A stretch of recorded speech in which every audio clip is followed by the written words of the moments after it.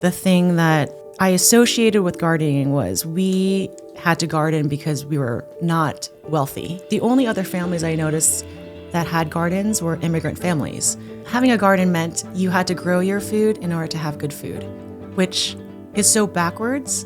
If you have a garden and have fresh, homegrown food, what a privilege. That's something that I didn't realize until I was an adult. I look back and I do wonder often what gave me the grit to keep going when I think any other normal person would have left this industry. I didn't know anything about anything. There's beauty in ignorance, right? Because if I knew what I was getting myself into, 100% would not have pursued cooking. I'm Guilty. sorry. It seems from the outside looking in that you're a seasoned restaurateur, someone that knows the trade very well, but has always been inclined about farming. And I'm the reverse. I've been farming all my life, and I have this fantasy about the restaurant world and all of that, and I'm so attracted to it. I hope I don't cry. I'm not going to cry. If you cry, I cry. It'll be the both of us. Wow, that was unexpected.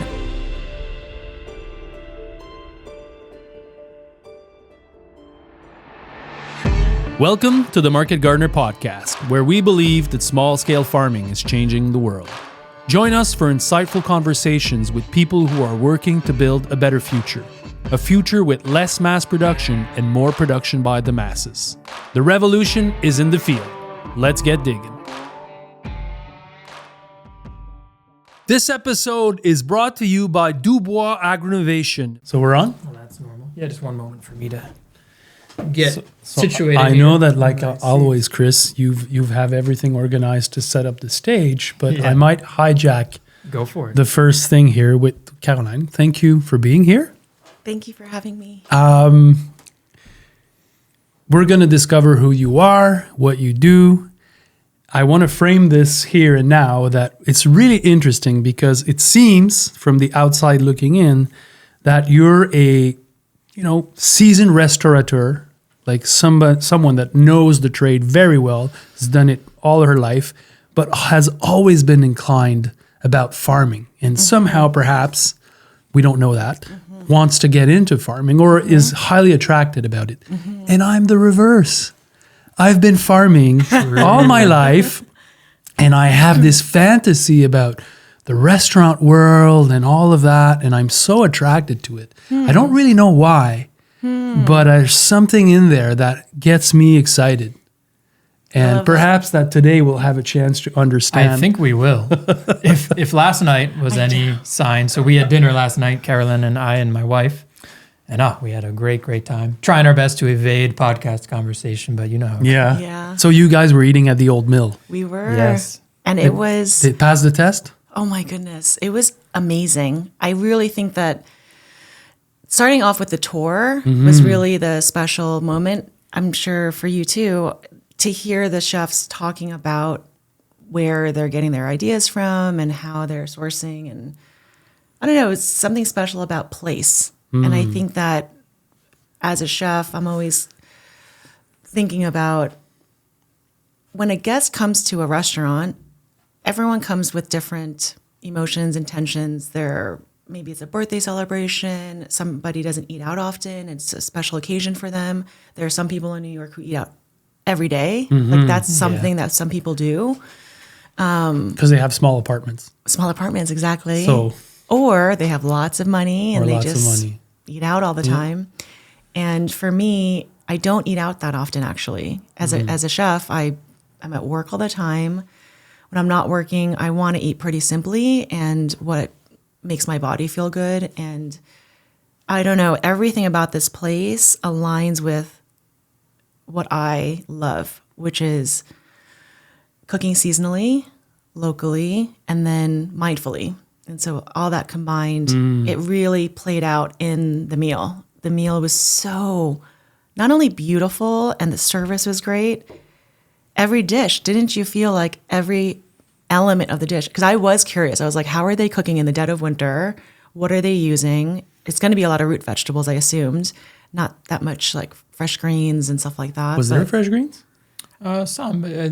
What was it? Well, there was verbena, but that was probably dried. Yeah, so they used smart ways with herbs, like making some herbs. lemon verbena oil, holy basil, cabbage, like the little bits left from overwintered. Yeah. Do you know, did they show you the cabbage before they? No. Because taken from the root cellar, they're all rotten. But yeah, you just they're all rotten. Oh, and then you peel away. And then you peel them. But when you show this to someone, this is what you're going to eat. They're like, oh my God, it's terrible. And then you peel it and they're like, oh, okay. I mean, I do the same at the restaurant. I bought, I can't even tell you, maybe 100 pounds of cabbage.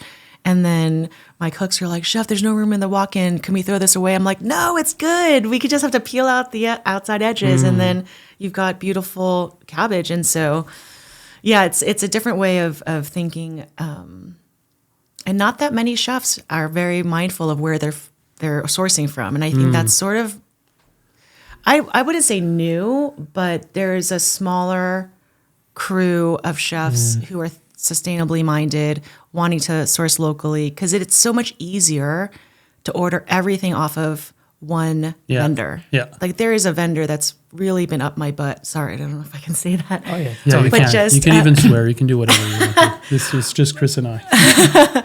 But constantly up my butt saying, hey, can you think about meeting with us? We have all of these products. I think you should consider it. And it would be convenient, right? Because I can order everything from paper products, cleaning supplies, but then your produce, your dairy, your meats. Is it like you can get produce from all over the world? Yeah. You can get... Well, yeah, New York, probably the easiest place in the world, right, to get anything you want. It's kind of disturbing to me because how can one company offer everything?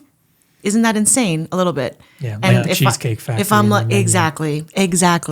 In my mind, I think to myself, is it good that I have access to all of this? Probably not. Do I want to have things that are flown in from all over the world just so I can make, to stroke my ego and show people I can make something different and new? I don't find that inspiring or, it's not for me.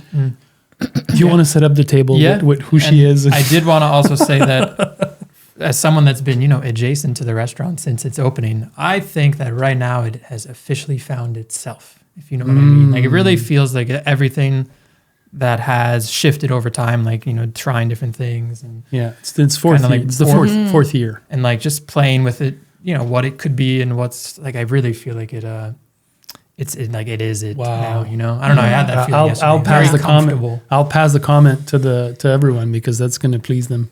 Yeah, no, I think that's really true. So yes, well, let's set the table. This lovely table we're sitting at.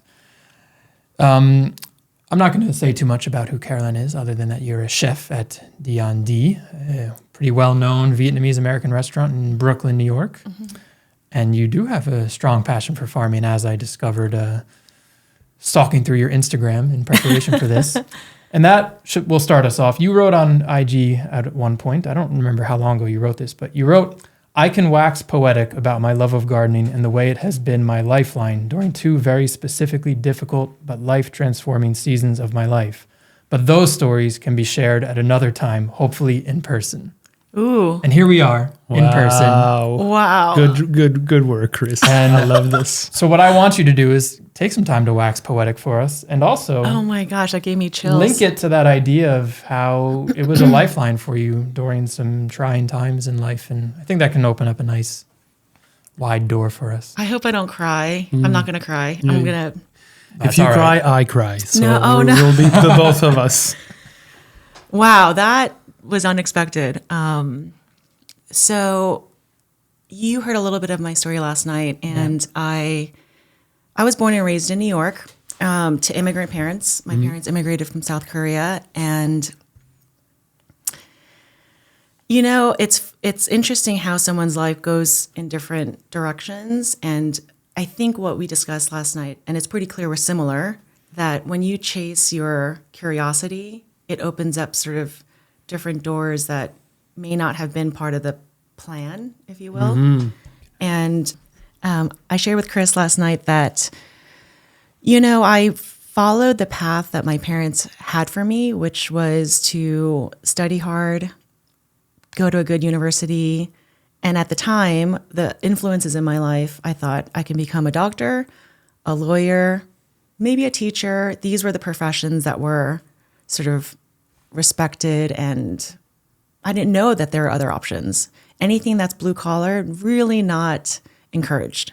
So education was primary. And through my life, things happened that were out of my control, one of which I shared. My father passed when I was 9, and that played a factor in our family's life. And I had to grow up quickly. And so I started working pretty young.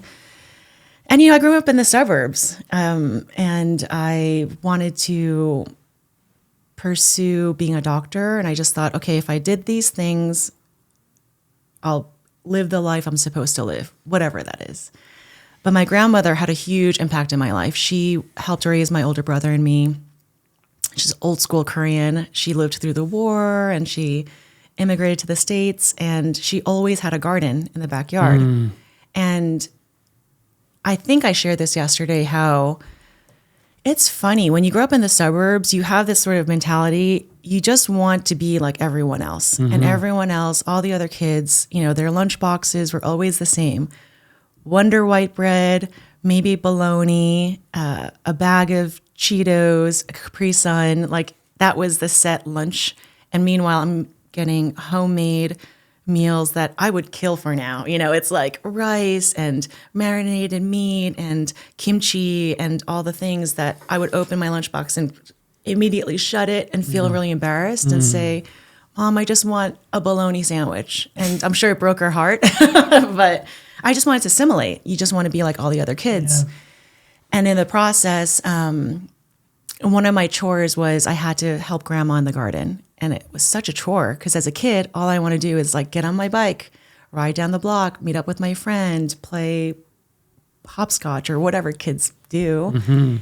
And the thing that I associated with gardening was we had to garden because we were not wealthy. For some reason, that connection I made as a kid that probably didn't exist outside of my own brain, because the only other families I noticed that had gardens were immigrant families. Lots of Italian families in my neighborhood. And I had a friend who was half Czech, half Yugoslavian, and her parents had a garden. But having a garden meant you had to grow your food in order to have good food, which is so backwards. If you have a garden and have fresh, homegrown food, what a privilege. That's something that I didn't realize until I was an adult. Many, many, many years later. You had it backward. You backwards. thought they were poor, so they were growing their vegetables. Exactly. But they were rich. They were like real rich. That's really culturally rich. Yeah, absolutely. And that played a huge factor into how I thought about food. I just wanted to eat out. That was like ultimate luxury. Why can't we eat out? Why can't we go to McDonald's? Why can't we go to whichever restaurant seemed cool, like a Olive Garden or, these chain restaurants, right? And it makes me cringe now. You're speaking to 2 suburban kids as well, and I think we all relate to this. I mean, I grew up thinking that when Panera Bread came out, it was the big new fancy food in town. Yeah, totally. Chuck E. Cheese was one. They had arcades with pizza, and it's like, oh my God, going there. Can I tell you, I actually worked at Chuck E. Cheese for a summer when I was in college, but that's another story. Were you chef de cuisine at Chuck E. Cheese? I'll tell you what. It was a little bit traumatizing because one day I shouldn't even tell this story, it's irrelevant, but one of the guys who usually puts on the Chuck E. suit called out sick, and my manager pulled me aside and was like, can you put on the Chuck E. suit? We have a 5-year-old or whatever, a 9-year-old boy's birthday party. So I had to put on the Chuck E. outfit. Wow. It was awful. I come outside and you're not allowed to talk because they don't know who's inside the costume. Yeah. And the boys came running after me and they're like, we hate Chucky. And they're like punching the costume. Oh my gosh, can you even imagine the story? Why am I even telling it? Oh no, that's good. But yeah, going back to your original question of the 2 sort of significant moments. So what happened for you to kind of change and re-examine that history? Well, one is, where do I even go? Because I went to university thinking that my life was going a certain way. My junior year, I realized just because I'm good at science, it doesn't mean I have to be a doctor. and I really sucked at organic chemistry. It just didn't click. And I probably just had a lot of insecurity. You know, when you're 18, 19, 20 years old, you're still figuring out who you are, what you want to do, who you want to be, actually. And I think that was what caused me to figure, I'll never forget, I had a moment where I told my mom, I want to leave university just for a semester. And I want to go do this volunteer project. And she's like, are you insane? Are you insane? Where do you think you're going to go? Finish university, go, just finish your studies, then do your next thing. And I just had this very strong conviction, like, I can't be here. Like, this is not where I'm supposed to be. And Cornell is notorious for being very highly competitive. Even if you're a top student in your high school, you go there and you're barely average. And it's huge. I went from a very, very small private school to this giant university, and I felt so overwhelmed. So I left, and I took what was supposed to be a semester, ended up not going back. And that was the beginning of me, I think, figuring out that there's such a big world. There's such a big world, and there's so much I don't know. And then as you discover there's a whole world out there, I was scared. Where did you go? So there's a program called Youth with a Mission. It's a Christian organization that basically they have locations all over the world, but I did my studies in Hawaii, and then I was stationed in the Philippines in a small village in the south where I had never been to that part of the world. And I remember working with street children. It's a lot of volunteer work, right? Like you're working on, and that's how I was raised. I was raised with very Christian principles, and I went to a private school.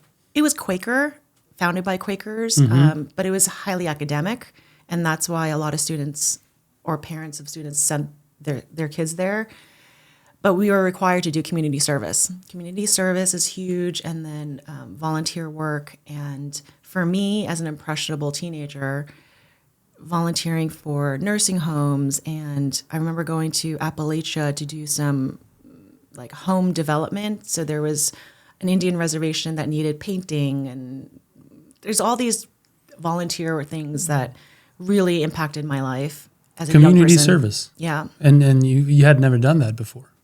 Little bits. Little bit? Yeah, little bits. I think, once again, growing up Christian, going to church every Okay, so Sunday. that was part of your upbringing. Yes. Which is not everyone. Not everyone has that. Yes. And I do think back, I could have very easily left, and I did, my faith, because in college you start to have these existential questions like, why do I believe what I believe? Yeah, you go to parties. Exactly. You do LSD or whatever happens, but you're definitely on another. We had a good conversation about that era of life last night, which is what we were saying is that it's like people say it's where, you find yourself, but I made the argument that it's kind of where you go the furthest away from yourself. And then afterwards you re-find. And I was saying how I feel a lot more like my 10-year-old self than I do like my 19-year-old self. And I wonder how many I'm sure not everyone has that same experience, but I bet a lot of people do. You didn't go back to uni? No, well, I did different university. Okay. But I took over a year off. Okay. And in that time traveled and experienced, like when you're in a different country at that age, at like 19, 20 years old, and experience actual poverty, it shapes you. Oh my goodness, it flipped my world upside down because it made me realize, what do I have to complain about? I have everything. Yeah. I lack nothing. Yeah. I have access to, clean water, and I have housing. I have love.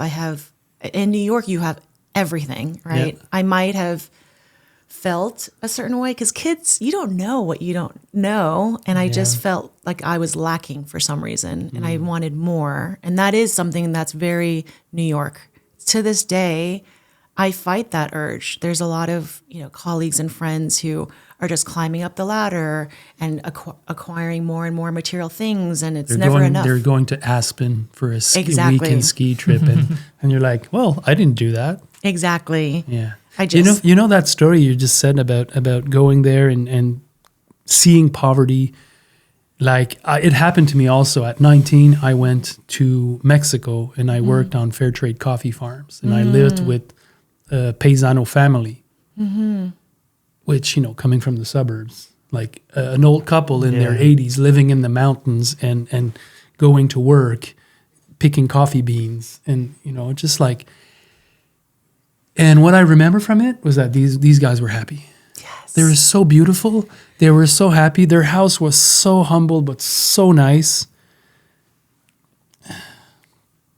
Probably happier than us, than me, than my family. That's exactly how I felt. And it's also, for me, being in the Philippines, I had never met such kind, hospitable, warm people, and so happy. And they had, in the world's view, nothing.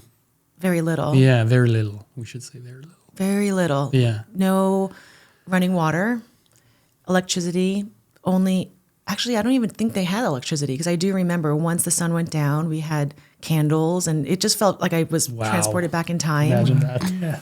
Yeah. Washing your clothes in the river. Yeah. And once again, it's humbling for a suburban kid. And how did the food thing connect there? well, I wasn't in food yet. Okay. So I have a long journey and story. So I'm going to ramp it up. Or how about I ask a question to kind of steer along? Sure.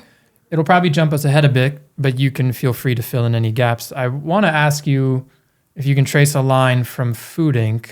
to Kinderhook Farm. Ooh. And maybe prior to that and after that too, if you want to kind of fill in any gaps of where that might take us. You did your homework. Yeah, well, you put a lot on Instagram. You probably just don't know it. I didn't realize, because I think I told you yesterday that I only just made my profile public this past year. I had Good a thing private. for us, because I would have had nothing to. Nothing to work on. Food Inc. Oh yeah, I'll never forget that. Okay, so fast forward. I ended up going into fashion. Okay, so I'll start there. Yeah. And that wasn't planned. Mm-hmm. It was sort of I had a summer job in a retail department store. And before moving to California, there was a woman who was very kind to me. And she said, you're really good with people.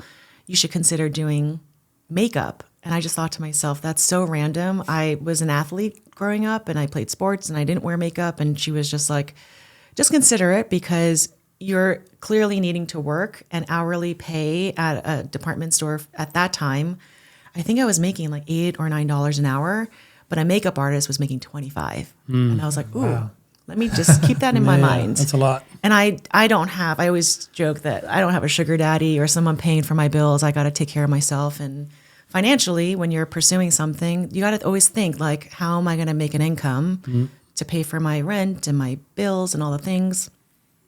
And I worked for a company for a number of years. And then I was in fashion and doing makeup for runway and editorials. And my life was in a place where I didn't plan it to be. And I was very grateful, because it gave me opportunity. It gave me an opportunity to travel and meet all kinds of people. It probably pulled me out of my shell, because I was painfully shy as a kid. And then I watched Food Inc. And you're familiar? Oh yeah. Okay. Yeah, it seems to be a common denominator. We've had at least one show. other guest mention that show. I mean, that film as like a pivotal moment. Yeah. For Oh them. my gosh. So when did you watch it?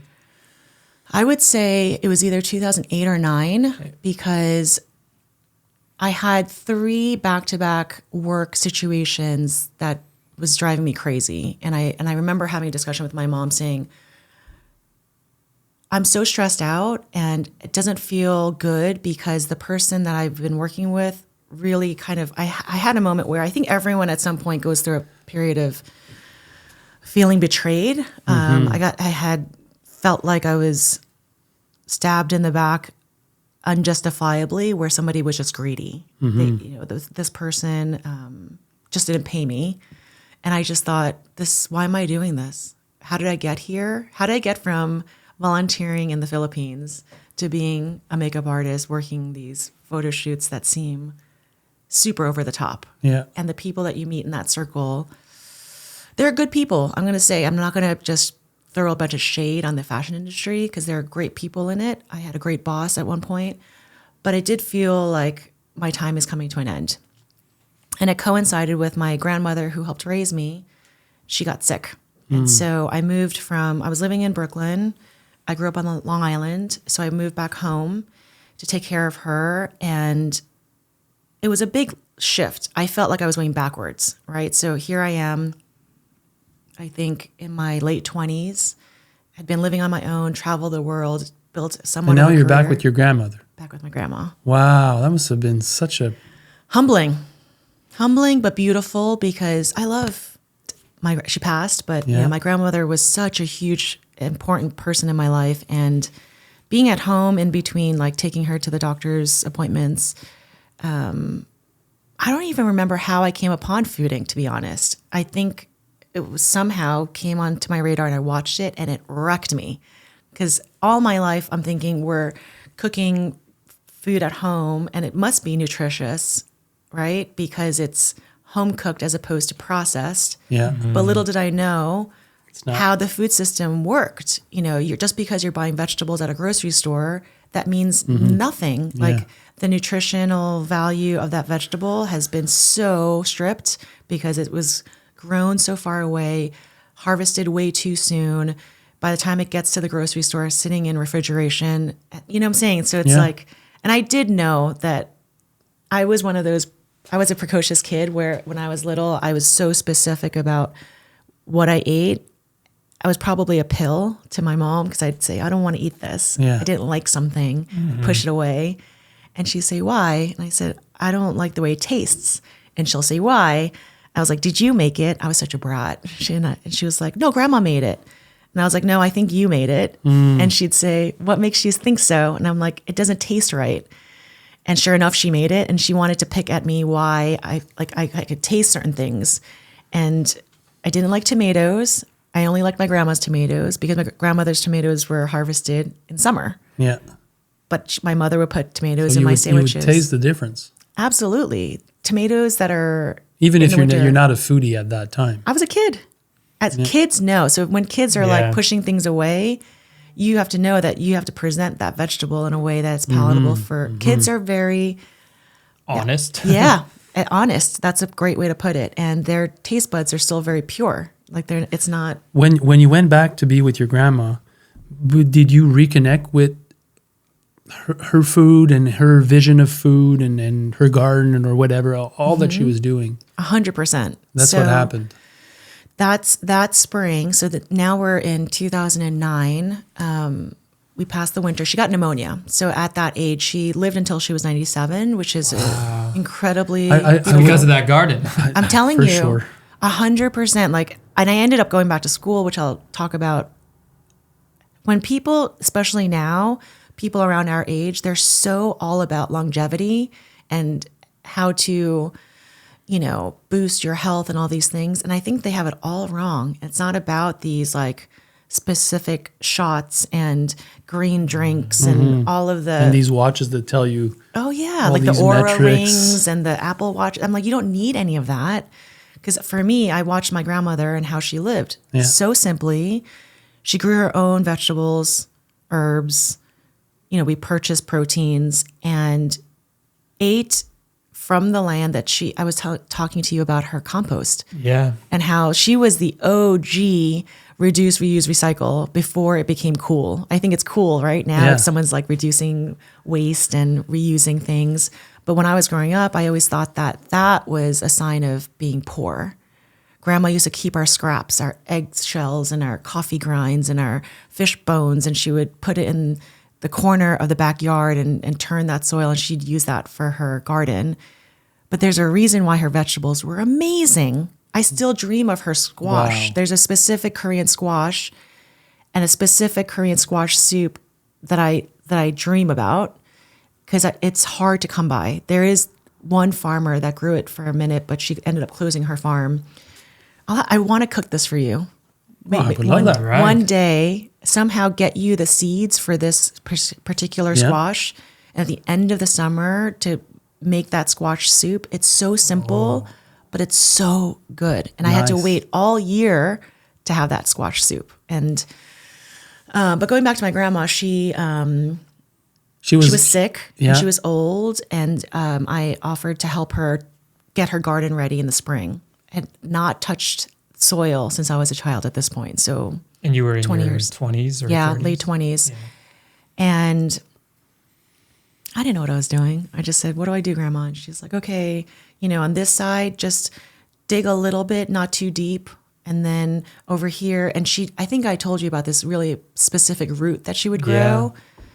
And she knew this area, don't dig too deep because we need to keep those roots for another 2 years. There's a specific Korean root that's like a medicinal root that it's hard to find because it's Korean, hard to grow. it's called what? Todok. People could look that up if they're curious about. And then there's another one called toraji, and they're both. So Korean food, there's a bunch of small plates that are always presented for a meal, and it's called panchan. Panchan, it's all kinds of usually vegetables that are preserved and marinated and served with your meal. And I think oftentimes people think, oh, this is just like amuse-bouche, or you just eat it, but it's specifically salty and spicy and meant to be eaten with rice. And my grandmother was the best. She would grow these vegetables. Like, I still think of her. She would grow radishes, harvest them. She would cut them in a certain way, put them in these wicker baskets and let them dry in the sun.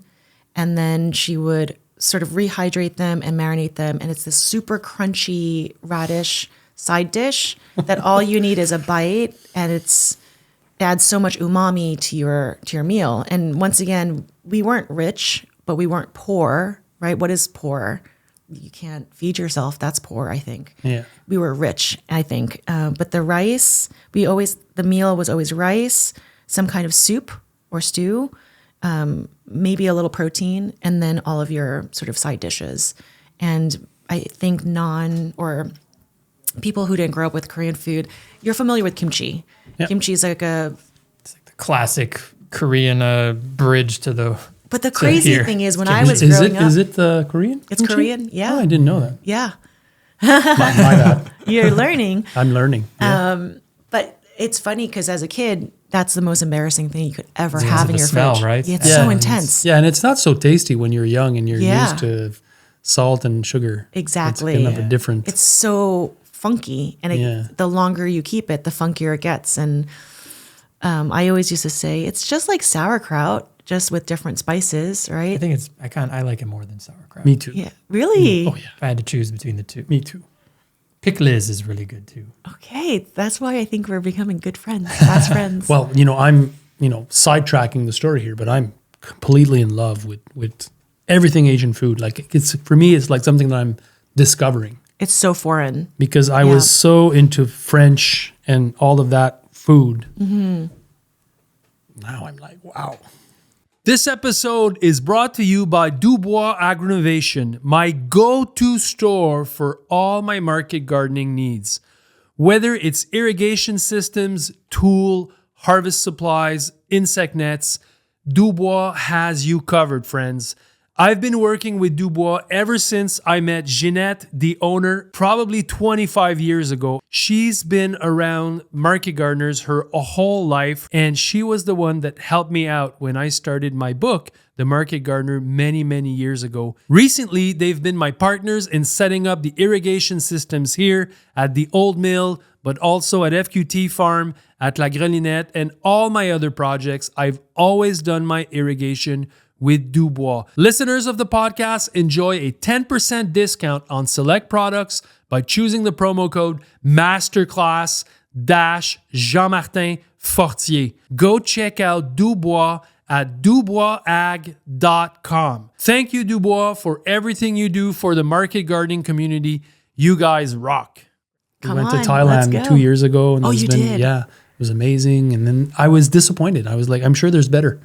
There's so much. It goes deep. It goes and each deep. country has so much more than what imagine you don't know experience. anything about that and you're discovering that. It's amazing. Yeah.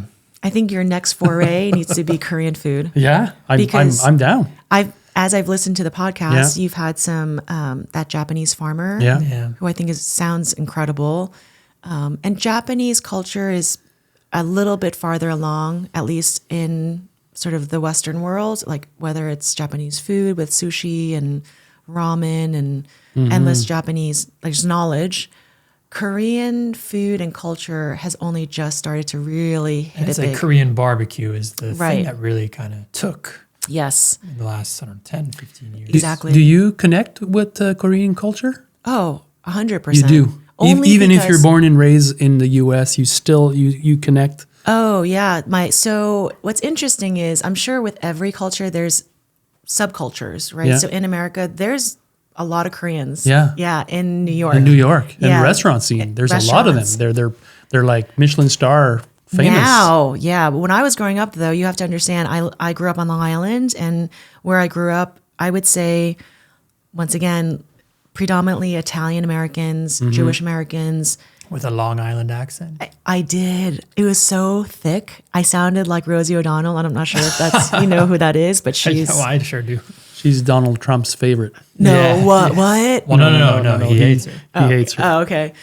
Thick Long Island accent. And then I went to private school starting 7th grade, and my Latin teacher used to sort of pick on me a little bit and repeat my words. So I got very self-conscious, and I would go It's home. rude of the teacher. I mean, he probably just wanted me to be better and be more articulate. And so I would read my English books out loud and articulate my words. So You put some work into it. I did. And so no more Long Island accent.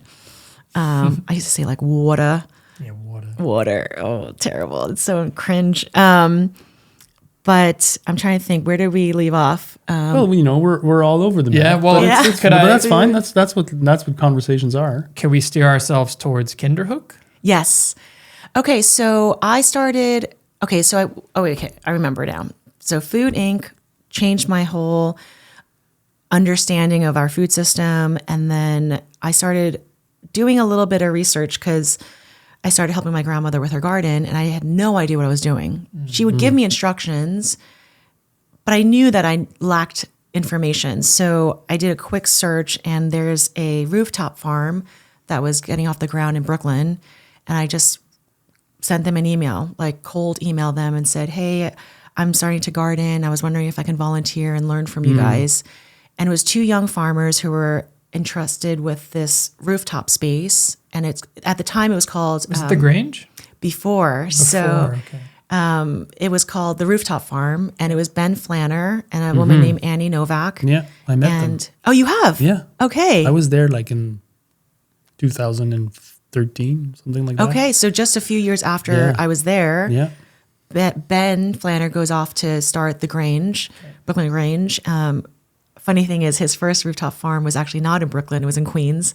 And then he has I think 3 or 4.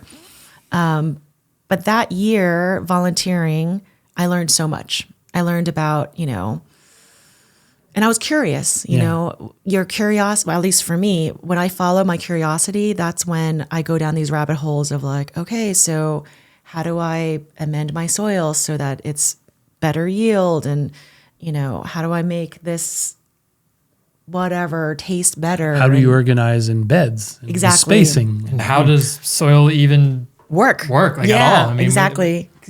I'm taking where you came from, and I'm thinking to myself too, like I didn't know anything about I didn't know soil, and anything. It's so weird to think about that position to be in of literally Well, not knowing. I'll tell you this, like after But, all you these know. years of me doing this, I still don't know Yeah, well, that's another way to put it. much about soil. I can see it and feel it, but that's it. But you probably have an intuition Yeah. that's been built over all of these years and Yeah, of decades. observation, but still I can't explain to you why this and why that. And it's very mystical. I think that's life, though. We were talking yesterday, and Chris was mentioning, and I'm going to bring it up again. Yeah. I struggled all my life with imposter syndrome because when I was in fashion, I'm like, who am I to be in these fancy parties with these fancy people, legitimate celebrities? And Yeah. I was a nobody. I thought, I shouldn't be here. Who am I? And then when I started getting into farming and food, also the same thing. Anytime you're new at something, Yeah, you get that you feeling. feeling of, I don't know what I'm doing. And it's humbling, right? So when I was learning how to be a rooftop farmer, if you will, I joined Annie. She had a little program called Growing Chefs, and it was sort of an after-school program for kids on teaching them where their food comes from. But I was learning alongside them, right? So teaching kids is like the best way to learn because I didn't know anything, but I'm here expected to teach children. Bless you. And that sort of led me to, bless you. That led me to,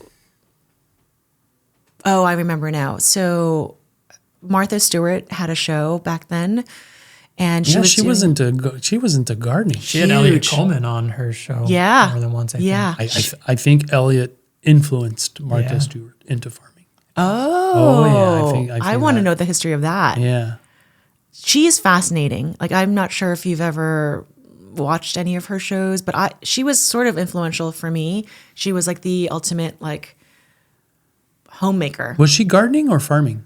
Gardening. She was homesteading. Not even. She's gardening. She's a very wealthy woman. Yeah. But she was still gardening. And somebody had set up and she would go and tell her. She had a beautiful indoor greenhouse and she has just apparently a beautiful property.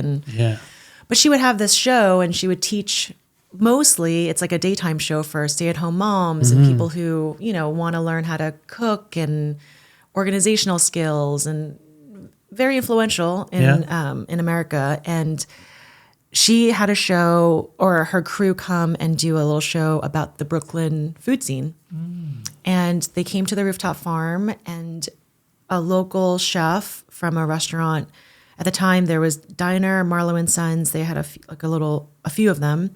He was at the rooftop farm, and I met him briefly. I'm going to give a little shout out to Sean Rembold, first chef that hired me. Nice. And good move. Yeah. Good move, Sean.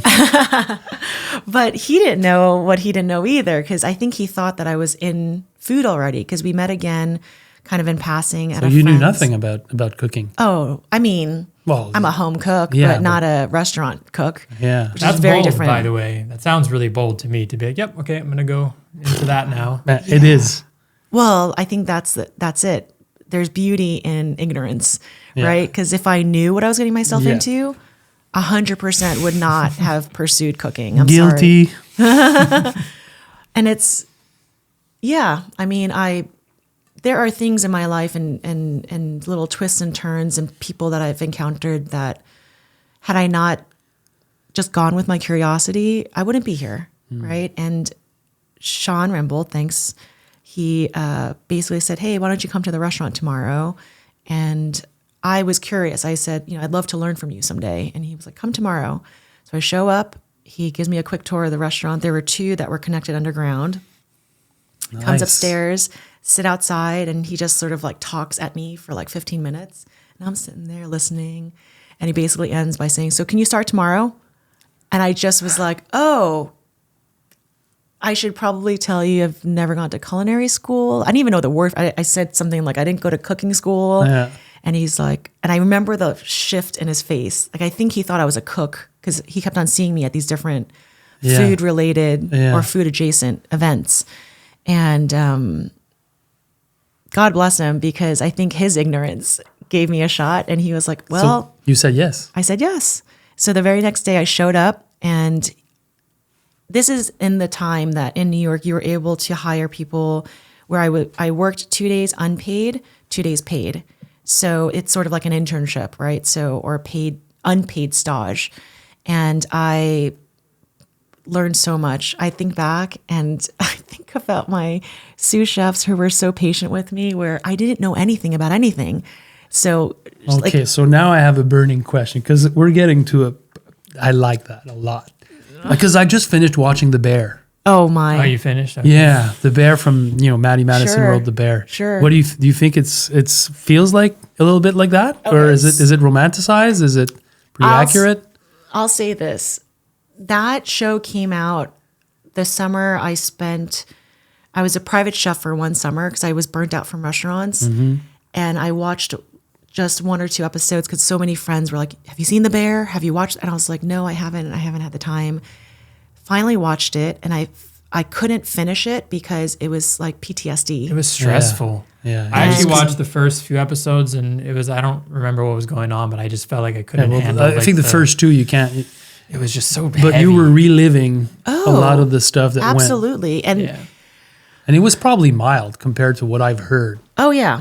And You that's know. the thing is they do a good I think it's the closest portrayal of kitchen life. Yeah. And I think that they did such a good job with character development, kind of understanding the psyche behind the main character and all the side characters.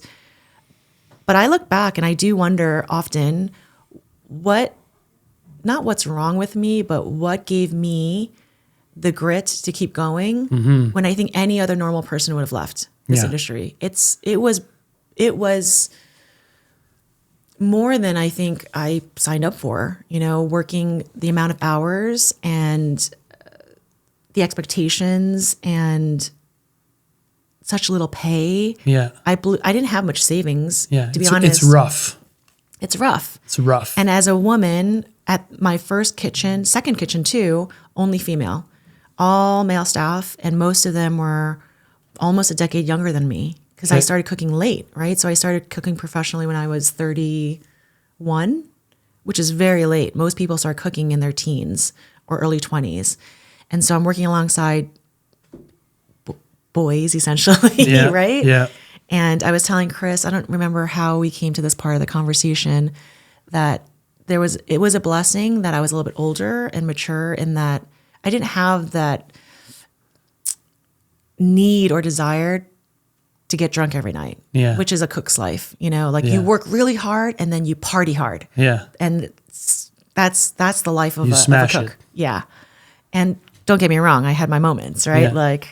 And I had to push myself and figure out my limits and my boundaries. But a cook's life is tough. And I think that there were 2 times where I left thinking like, I think I'm done. Because Yeah. I started very bright-eyed, bushy-tailed, not knowing, thinking, hey, I get a chance to learn how to cook from one of the best. And I don't have to pay to go to culinary school. So what a privilege. And if you enter with that kind of mindset, you're grateful, right? Like even if I'm going through the grind and doing the daily chores and you're dirty and it's hard, it's stressful, it's sweaty, it's all the things. And I sacrificed everything. I didn't Yeah. have a life outside Yeah. of the kitchen. You're there like 70 hours, 80 hours a 80 week. hours a week. Yeah. And that's why I still to this day wonder, like, how do people even maintain a relationship? The chefs who are like married and families, I'm like, how did you do that? With what time? Unless your partner is super understanding, there's no way. Yeah. Time alone, you don't have enough time. But you see the parallel with the farming is that. Really? Well, yeah, that's the parallel with the farming. And Chris can say is like people start farms and they're married to the farm. They work 80 hours. They work triple overtime. They're rough. They're rugged. That's how they maintain the farm afloat. It's because they're tough Yeah. and they're tough on the others. And Yeah. But there was an evolution from that stage to farmers that are more organized, systemized, better hours, better paid. But when I started in farming, it was like that. Yeah. You needed to be tough. Yeah. I mean, same thing with me. Yeah. I think kitchens and restaurants are different. I'm trying to be part of the change that I want to see in this industry. More mellow. Mellow. It's also just how do you prioritize your staff more than The outcome.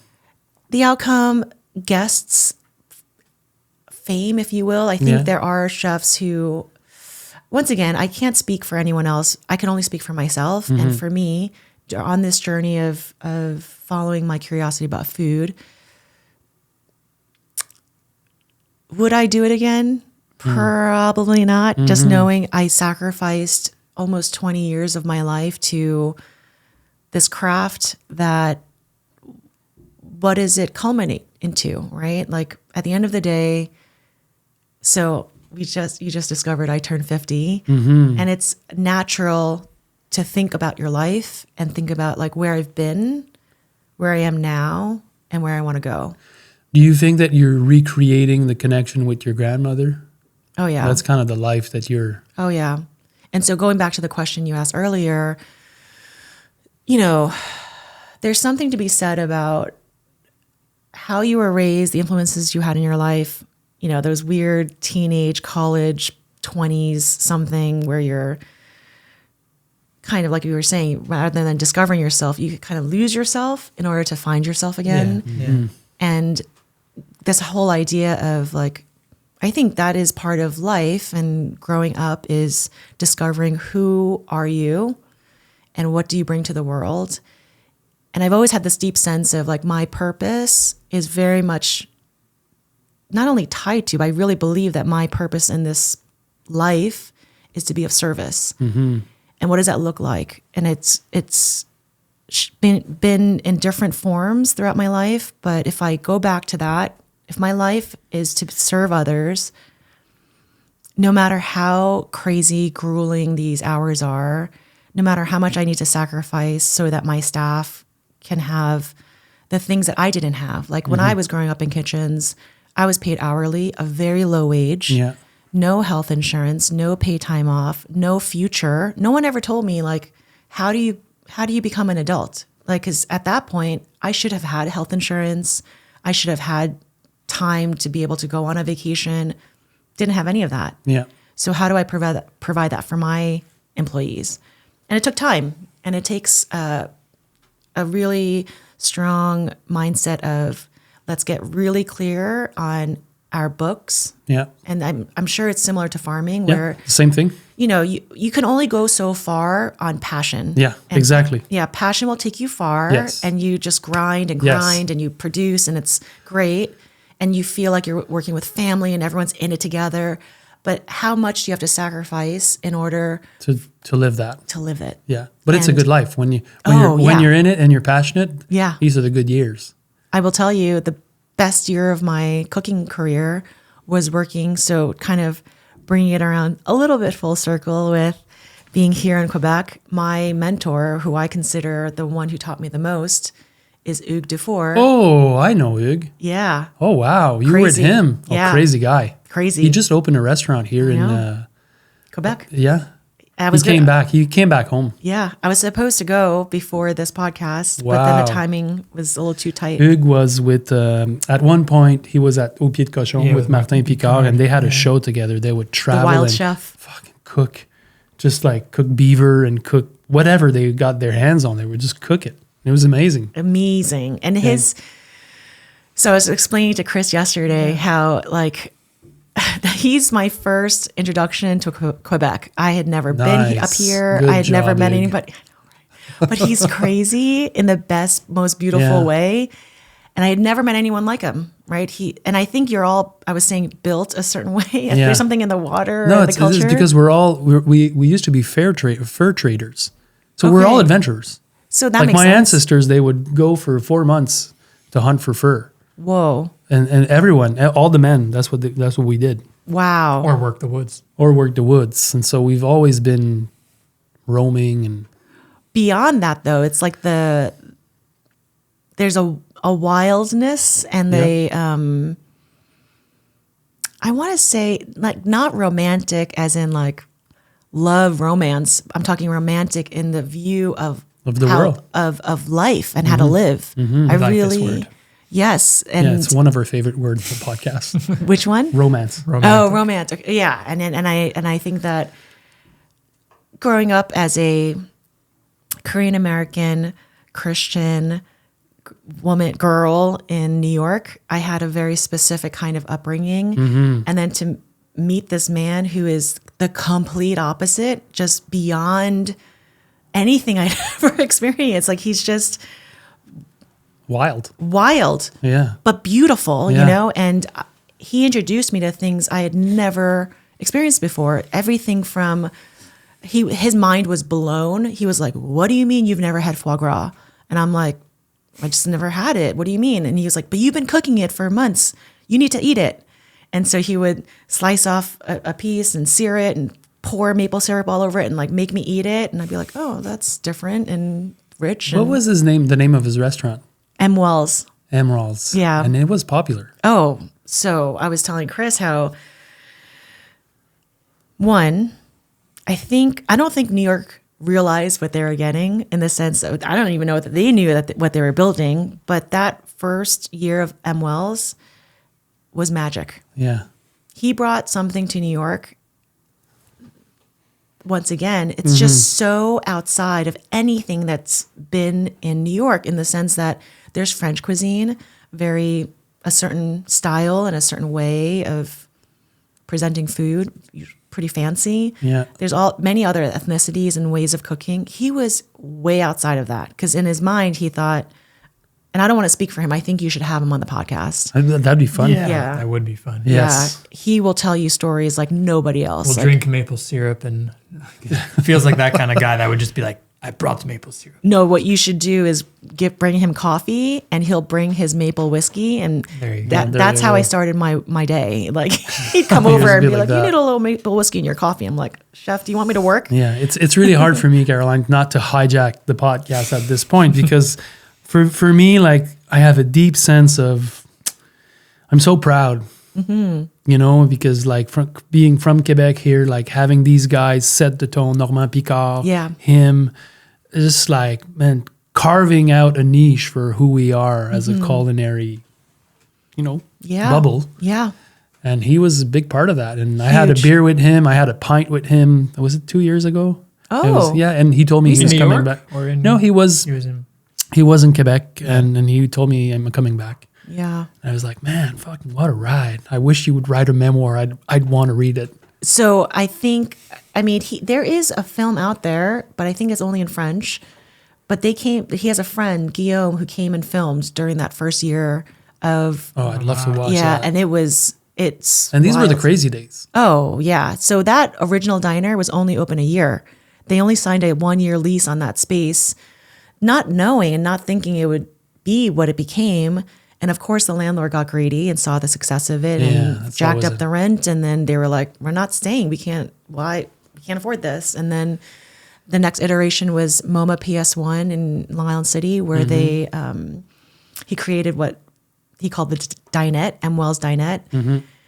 And he just asked 2 of us to come back to work for him. It was myself and another chef, Aidan O'Neill, who's gone on to do great things. And At that point, you're not cooking Asian. no, all of my professional training is actually French. kind of French. Yeah. So that's not in your repertoire at that time.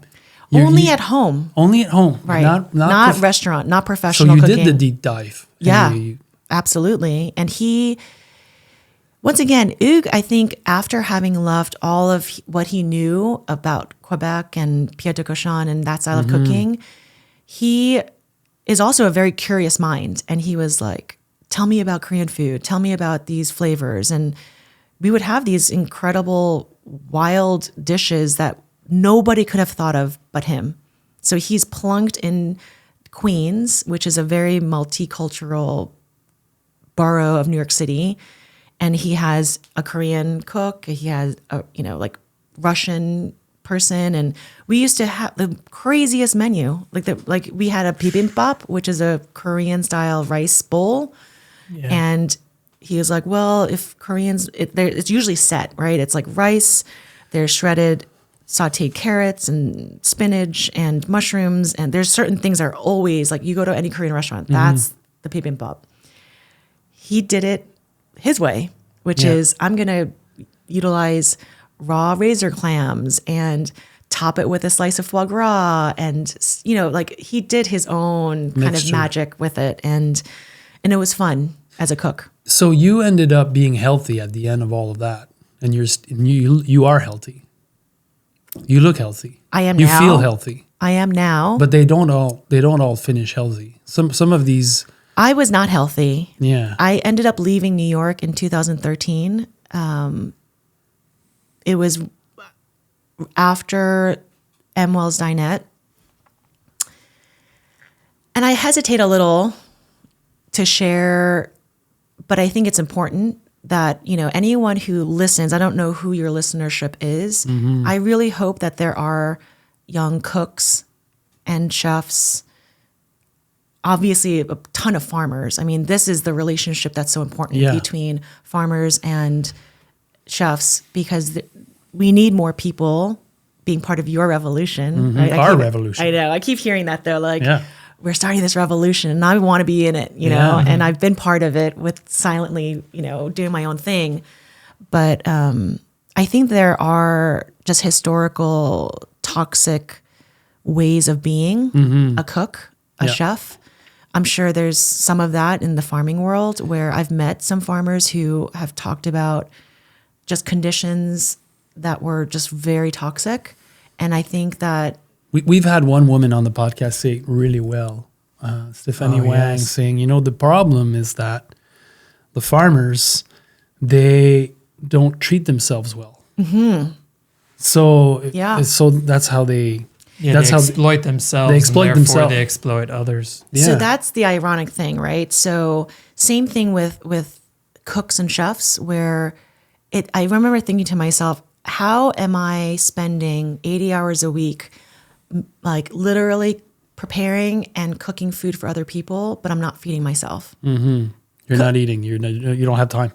Literally, there is family meal that is made, usually front of house. They sit down and they have their food. Cooks, we're lucky if we just get a few bites because we have so much prep to do. And usually we'll have something to eat after. And this isn't a healthy life to like eat a big meal at 1 a.m, to just go home and sleep and wake up and do it all over again. Like I would have one meal a day. Yeah. Little bites throughout. If you can imagine, I was probably about 30 pounds thinner and I was just a shell of a person. And one of my best friends looked at me and she was like, "What are you doing?"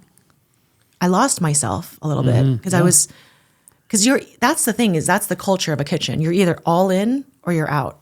Yeah. And no one told me I had to do it, right? No one's telling me this is what you have to do. I just picked it up.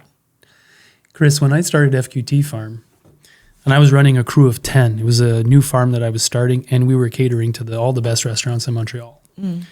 That was my template, was the restaurant scene. And I was trying to mimic the brigades and how everything was intense. And we did that intensely for 5-6 years. It was the best years of my life, but I could not do that again. No. Not now. Yeah. In this new context, pushing people to their limits and really pushing the boat. Do you think that developed who you are, though? Would you be this person had you not gone through that? There's been a lot of rewiring happening because the way I'm wired in this context of today, what we're doing doesn't work. Yeah. Let's say we're running, the Market Gardener Institute. Like I can't come in here And bark orders. And just like push people to do better and get organized. And it was always in a joyful way, but I was still very. But I wonder if there's got to be somewhere in between, right? So the old school way of how chefs pushed and pushed and pushed and pushed. There's beauty in that. There is. Yeah. And it's for a time. I think that, when you're in your 20s, that's the time to push. Yeah, exactly. You have the energy. 30s also. 30s too. You still need to make a career and for you sure. still make things happen. And so I will say that I struggle often with how I'm at a point in my life where, and I think for people who are natural people pleasers, which I am guilty of throughout my whole life. And you want to be of service. You just said that. Yeah, I want to be of service. I'm also a people pleaser. Combine that with when I became a leader, I was probably a little too nice, right? Letting things slide when I probably shouldn't. I've gone sort of like somewhere hopefully in the middle where there are standards. There are things that need to be done correctly and you teach. And if a young person is not willing to learn and execute, I'm doing them a disservice by allowing them to do it the wrong way. Exactly. So there's a middle ground where I'm not going to push someone till they break, which I've seen chefs do. I've seen completely capable young men break under the pressure that chefs put on them. Oh, it's heart-wrenching. I just recently reconnected with a chef that he left the industry altogether. And there are many who, they come to a point where like, I can't do it anymore. And so they choose a different lifestyle. And he's now working in a sort of corporate job, and he's married. He's got, I think, one daughter. I'm sure he's dreaming of coming back to the kitchen lines. He's romantic about it too.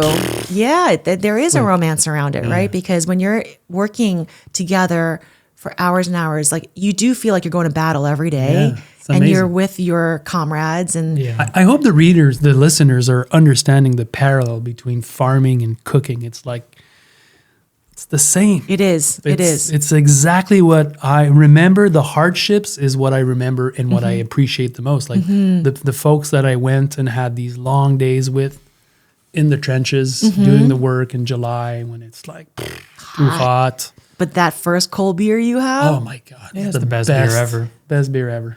Doesn't even need to be local. Exactly. It could be a Coors Light. And exactly. Boom. Can we get into the farming aspect of all this? Sure. Because we've been talking about the restaurants a lot so far, but all during this time, I know you're visiting farms. And you've actually visited lots of farms from what I can tell. Yeah. It's something you seem to take quite seriously. Like you go out of your way to visit farms frequently. So why did you start doing that? So I do give credit to the first two chefs that really played a big part in my early development as a cook. One I mentioned, Sean Rembold, Hugues Dufour, both very mindful of where they're sourcing from. And I'll give one quick story about being a very, very green line cook. And to be fair, when you're at a certain level of being a chef, you're not necessarily in the kitchen prepping with your cooks. You're probably in an office doing some payroll stuff or whatever. Whenever Sean came into the kitchen, the cooks got a little bit more straight backed and did their work a little cleaner and more efficiently. But there was a moment I'll never forget. He came through the kitchen and he noticed that the cook that I was working next to had thrown the ends of chives in the compost bin. He looked at it, pulled it up, and he asked him, "Did you grow these?" And the cook was kind of like, didn't understand what he was trying to say and was like, "No." Long story short, he basically was saying, we don't throw these things away because if you know how they were grown, you would have more respect for this ingredient. And it really resonated with me. And I thought to myself, if a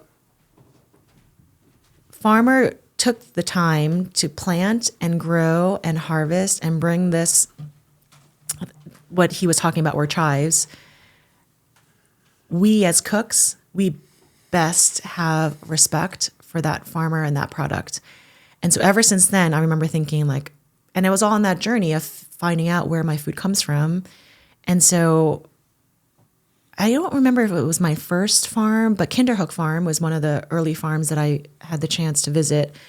And it is idyllic. Like everything that you see in storybooks, you're like, Kinderhook Farm looks like that. I don't know if you had a chance to like look it up at all, but well, we will. I didn't. Yeah. It's beautiful. I mean, it's they have cattle, chickens, ducks, sheep. Not a vegetable farm. They have the couple who run it. They have a little home garden. But it was interesting because the restaurant my first restaurant that I cooked at, they had a tight relationship where they would buy whole animals, right? So whole sides of beef and whole hogs and whole chickens and ducks and rabbits and all of the animals, not all from Kinderhook Farm, but to make that connection of like this hamburger that I'm eating came from a cow. Yeah. And the wife of the owner of that restaurant group, she even went so far as to get the hides and tan and make leather. And she had to sell leather. Nose to tail. Yeah, really, truly just, and the more I learned, you can render down tallow and make body products. There's just be respectful of the whole animal. You don't raise and kill an animal just for the ribeye. How do you be responsible with the whole animal? That took me down a certain path where when I left New York, I moved to Austin, Texas, where my best friend had moved, and another restaurant that was snout to tail cooking.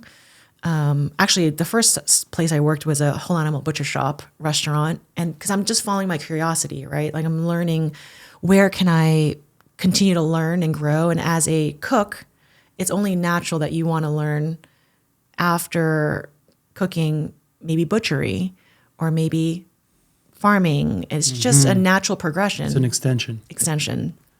So had 3 years in Austin, which was supposed to be a 3-week break from the crazy New York lifestyle. When was that? Because now it's probably crazier in Austin than in New York. Oh, yeah. So I moved to Austin in 2013. Okay, so that was before. Yeah. And then I left in 2017. I had a job offer in the Catskills to take over a brand new restaurant. Can we just pause for a minute? Because have you ever been to Austin? No. One of my craziest moments in my life was going to Austin and sitting at the bar by myself. Which one? Do you remember? I don't remember, but it was on the Strip, so there was a lot of bars. Man, everyone had cowboy boots and tattoos.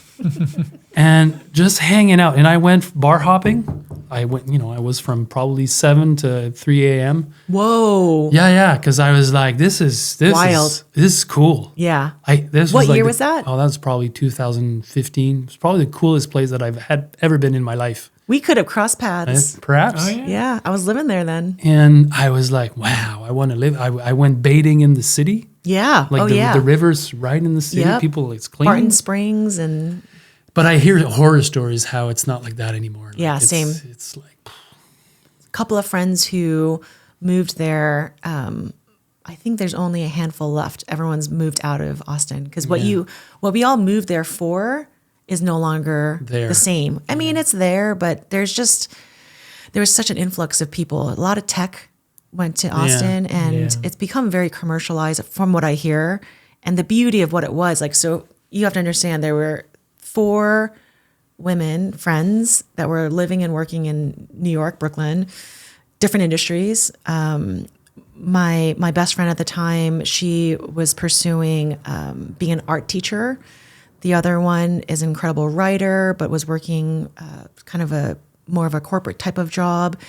And we all, being in our late 20s, early 30s, single, like not married, no children. We've reached season 5 of the podcast, and for those of you just tuning in, here is a small breakdown of our mission. We're here to show you how to build a career that's truly viable by reaching real profit on just under 2 acres. To help you cut through the noise, we've built the Start Here course. It's the essential foundation of the Market Gardener method, giving you all the technical theory and the blueprint you need to put into practice. Get the details at themarketgardener.com/start here and decide if you're ready to go pro. And it was interesting because we could see the pair. Like, I had no desire to move to Texas. Like I was gunning for, I was like, why don't we consider Portland, Oregon or Pacific Northwest? It's probably so much better there. It would have been. Texas. Oh, I'm not sure. Texas is pretty cool. Yeah. Well, when we went, I had no idea what to expect. And there was like some of the most amazing years of my life were there with this friend group. I had such a strong female friend group, and we all just supported each other. We loved on each other, and we had a lot of fun. Like, it's such a different culture than what I was raised with. So just imagine this very painfully shy Korean girl from New York, then, somehow found her way to cooking, worked with like Hugues Dufour and wild, wonderful. And my introduction to Quebecois culture was through his friends, and all wild. And, but beautiful in a different kind of way. I was saying yesterday that do you call yourselves Queebs? I remember hearing a term, Quebecois. Big lovers of life, right? Yep. Like passionate people who love food, who love everything. wine, love just big lovers, right? Which opened me up to realizing, wow, I have so much to learn. And then to go to Texas, which for America, Texas feels like another country. Their culture and They're different. everything's different. Yeah, they're like the Quebecois. It's like big. Yeah, yeah. They, the term "go big or go home," Yeah. like that's very much Texas. I remember thinking like, people are bigger, cars are bigger, belt buckles are bigger. Everything was just big in Texas, and I'm like, where am I? But it helped develop me as part of my journey. And I met some of the most incredible people there, and cooking was fun. And I definitely kept on pursuing farms, and there was 3 urban farms that were very influential to me as a cook. Springdale Farm, which is no longer, House Bar Farm, which I can't speak highly enough. If you have a farm in a city, even though Austin is not New York City, it's something to be commended. And I would love for you guys to have some of these farmers come here and highlight them and spotlight them, because they're doing such good work in a place that could easily squash them, because Because it's corporate. I Is mean, that what you're saying? It's like because they're genuine and original in a place Yes, where yes. it's slowly becoming. yes, exactly. I mean, with the onslaught of like tech companies and people having access to food in ways that it makes me sad a little bit, and I am a little bit scared of the future of food, where you could be just sitting on your couch and order anything, literally, and have things delivered right to your door. DoorDash, does that work in the US? Yeah, that's the you worst. kidding? Where it It's the was worst. created, I think. But as a restaurant owner, I'll tell you, it saved us during the Because pandemic. you get a lot of sales through that. Yeah. I mean, I would say, so we pivoted during 2020 because all restaurants were closed, Yeah. and we had to pivot. And that was the beginning of us creating a to-go business. And a lot of restaurants didn't do that, because some restaurants, their food does not translate to delivery. You have to eat it in the restaurant a la minute, like when it's hot and served to you. Yeah. But we had to get creative. So you can serve food to guests if you think through the process, right? So for us, 2 of our biggest selling dishes, like pho, which is a Vietnamese noodle broth dish, we separate out the noodles with all the toppings and then the broth separate. And when you get delivered at home, you warm up the broth, put it with your noodles, and you have a hot meal. And that caught on. And people started ordering it. And this is when everyone's in lockdown. You're not going out. Yeah. And so, And can the word come out that this is the best pho? sure. And so then it becomes Oh, forget about it. crazy because there's a lot of people to feed. Oh, let me tell you. So I didn't realize the power of the New York Times. Yeah. I read it. Like, I read the New York Times reviews here and there. I'm not religiously reading them. But If they say this is the best, you're fucked. Made in the shade. Yeah, so that happened. That happened? So Pete Wells put us as one of the top noodle dishes in New York City. Forget it. I can never take that dish off the menu, because that's what people come for. And it's just, it's a blessing and a curse, right? So if somebody says good things, then it's like you said, we're fucked. It's your hit song. Your hit song that you have to play at every But I'm Exactly. like, It's but like- if that's the hook to get you into the restaurant to try all the other things, great. Then So it's be good. it. Yeah. But, going back to the whole connection to farms, I can't unknow what I've been taught. Yeah. You know what I'm saying? So, coming from my predecessors telling me, you have to be mindful of where you're sourcing. Be a responsible chef. You don't, it's not cooking if you're ordering things that are frozen and pre-cut for you. Like, you got to learn the craft. So I had to learn butchery. I had to learn, that I still am learning. That's why I think I'm still doing it, because it's the one thing I've done in my life where I'm never bored. You can't be bored, because there's just endless knowledge. Are you cooking more with vegetables than before, or is that because that's a trend that's happening right now? That's been consistent throughout my career, just because as a cook, I worked for places that were very vegetable forward. Yeah. Cooked locally, seasonally, all of the principles that are now like catchwords. Yeah. That's been diluted a bit, I think, to be honest. But the real ones, they still identify with this. Like Justin, our chef, you've probably met him last yes. night. Justin and I, we were sitting together. You know, I'm doing the farming and he needs to hire a sous chef. Who was his? Florian. And Yeah, Justin Florian, were there too. he's leaving. He's going to Fogo Island. Where's Fogo Island? It's in Newfoundland. There's an amazing restaurant. Florian? Yeah. Wow. You didn't know that. Okay, I so didn't know on the podcast, live update. So we're looking for a sous chef, and I was questioning him, what are we looking for? What do we need? And he came up with this, said, it's like this restaurant here, like the vegetables are screaming, and that's what we're cooking, because everything is like picked Yeah, same day.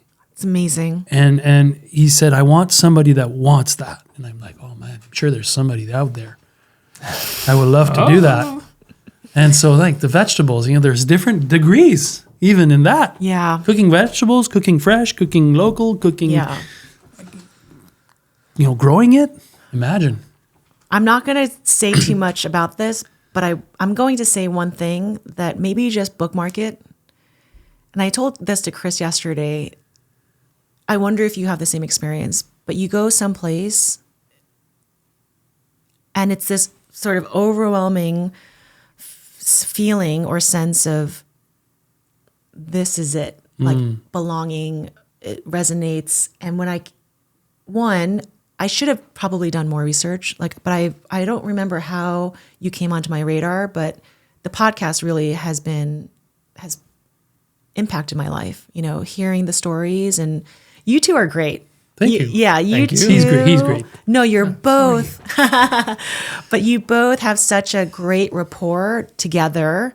And then you obviously do very good homework and ask like great questions, and you create a space that feels super comfortable. Like I forgot that we were actually recording for a second. You're But great what too. you- You're great too, by the way. Oh, Now let's yeah. talk about your deepest, darkest fears. So what order what drawers? What Yeah. drawer are we opening? so what? Okay, Are you moving here? Is that what we're hearing? I mean, I'm never going to say never, but I will say that what you've built is what I've been dreaming of. Yeah. Great. I'm happy that you're seeing it. Even before I knew you all existed, I've had a long-standing dream that only my brother is a witness to, that I've been talking about for 25 years. And it gives me chills to think that you've built it. And it's here, like between, maybe not the Institute, because I didn't know that you could have something like that, but to have a place where you have your farm, market garden, and then you have the restaurant, you have Cecil House. How do you pronounce Yeah. it? Cecil House. Yeah. The hotel And rooms.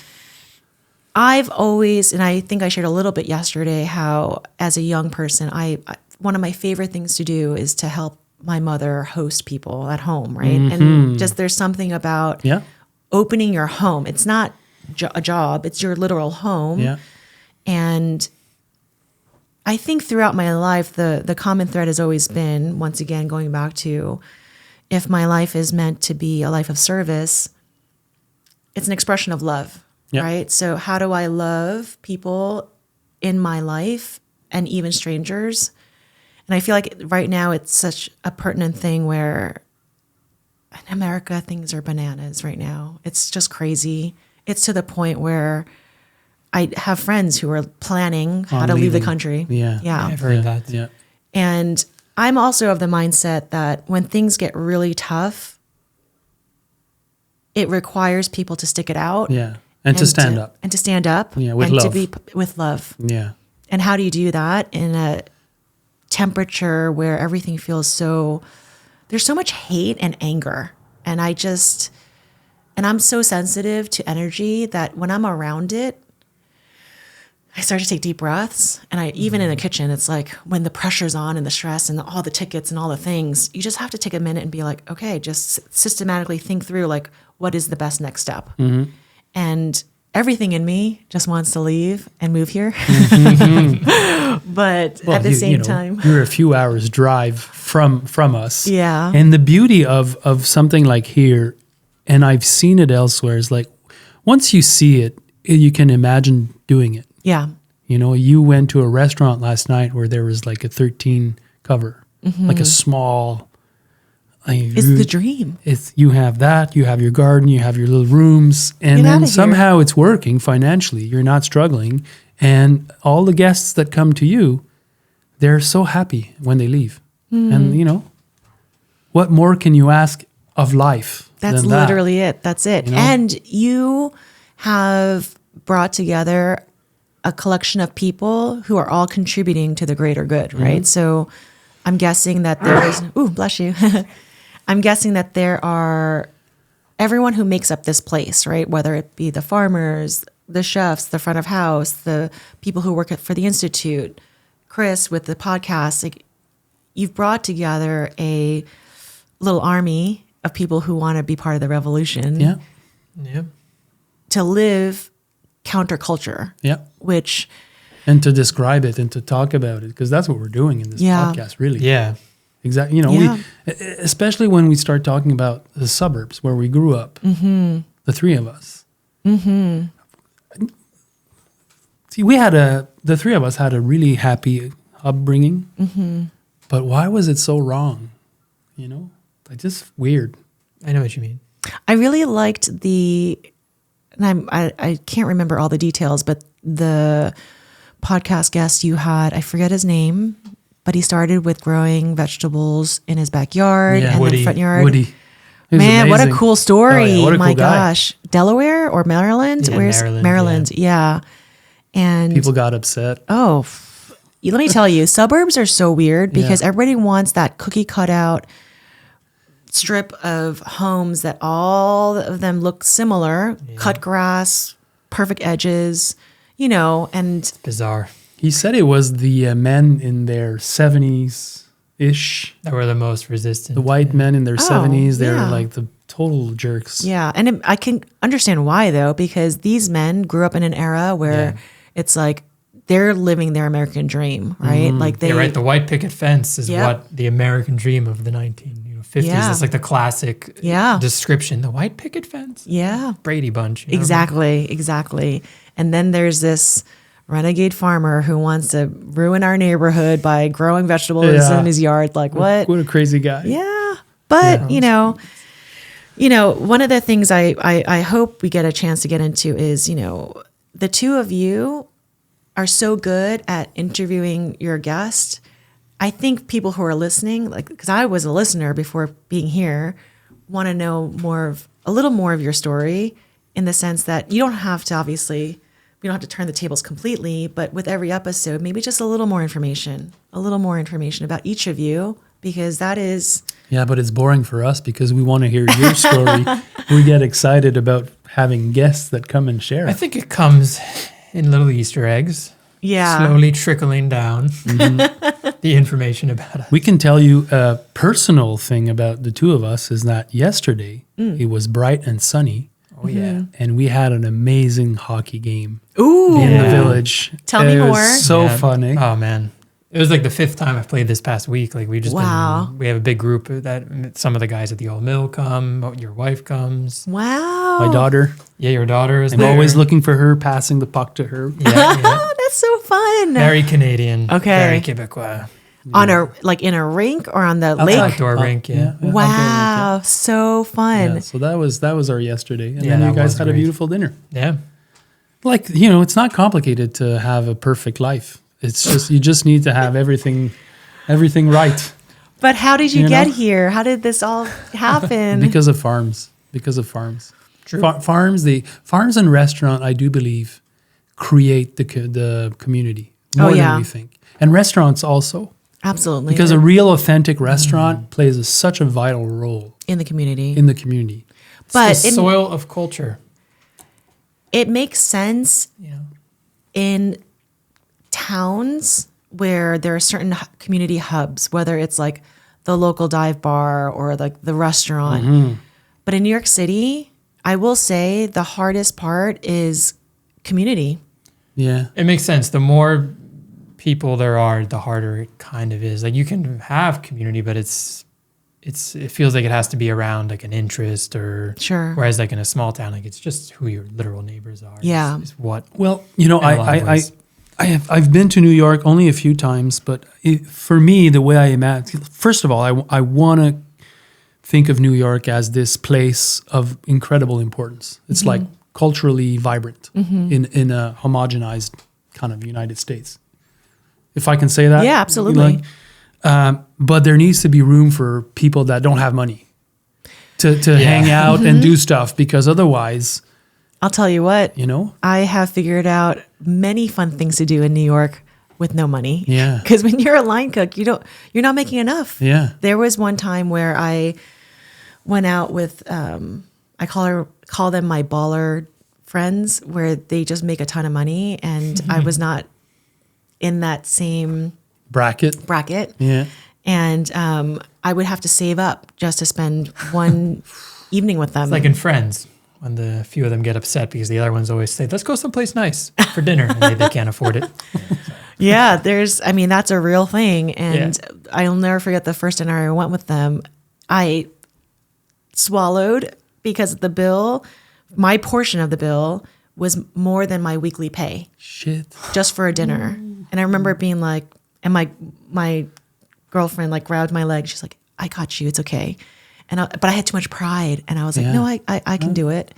And let me tell you, I paid for it. Later, I just thought to myself. It doesn't taste so good, eh? No. After that, if you pay too much. Yeah. Well, so that's the thing is, like I, being someone who's been professionally cooking for a long time, some of the best meals I've ever had, it's not at a fancy restaurant tasting menu. I mean, last night was phenomenal. And what those guys are doing downstairs should be commended, because it was so thoughtful and so much flavor from what they extracted from.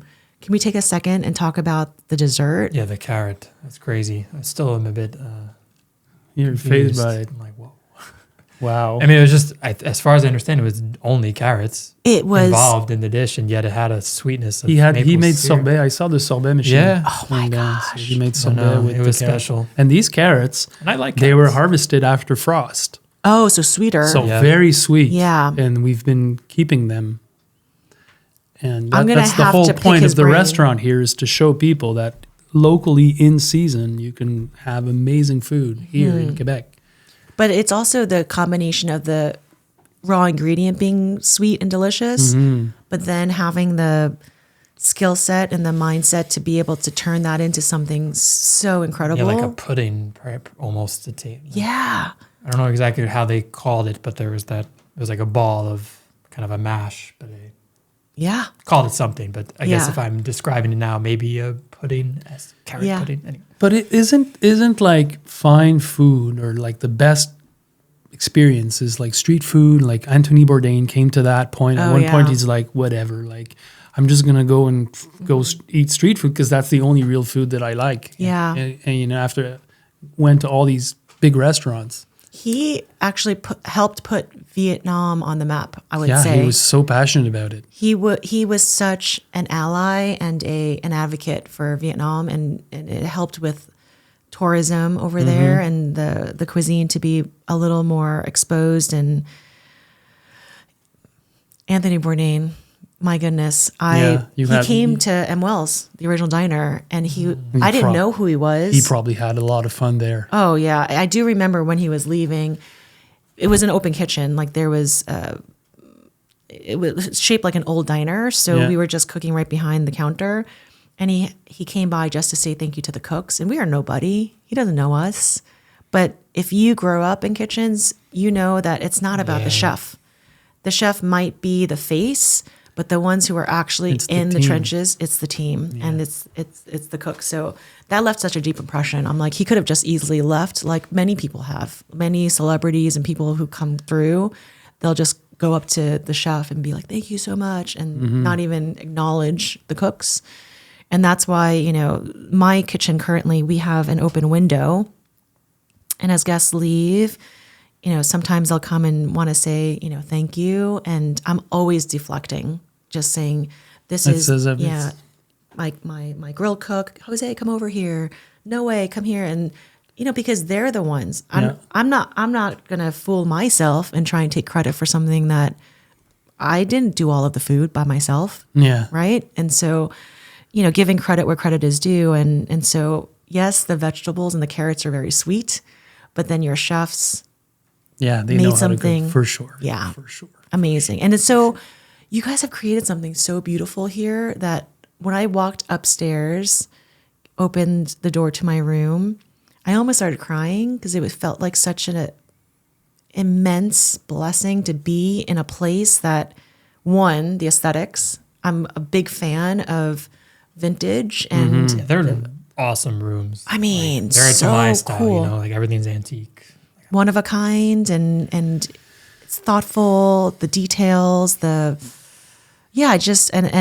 it brought this sense of like peace and gratitude, because I've just been grinding. I've been working so much, and I spent a solid 7 months running the kitchen solo. I didn't have a chef de cuisine. I didn't have a sous chef.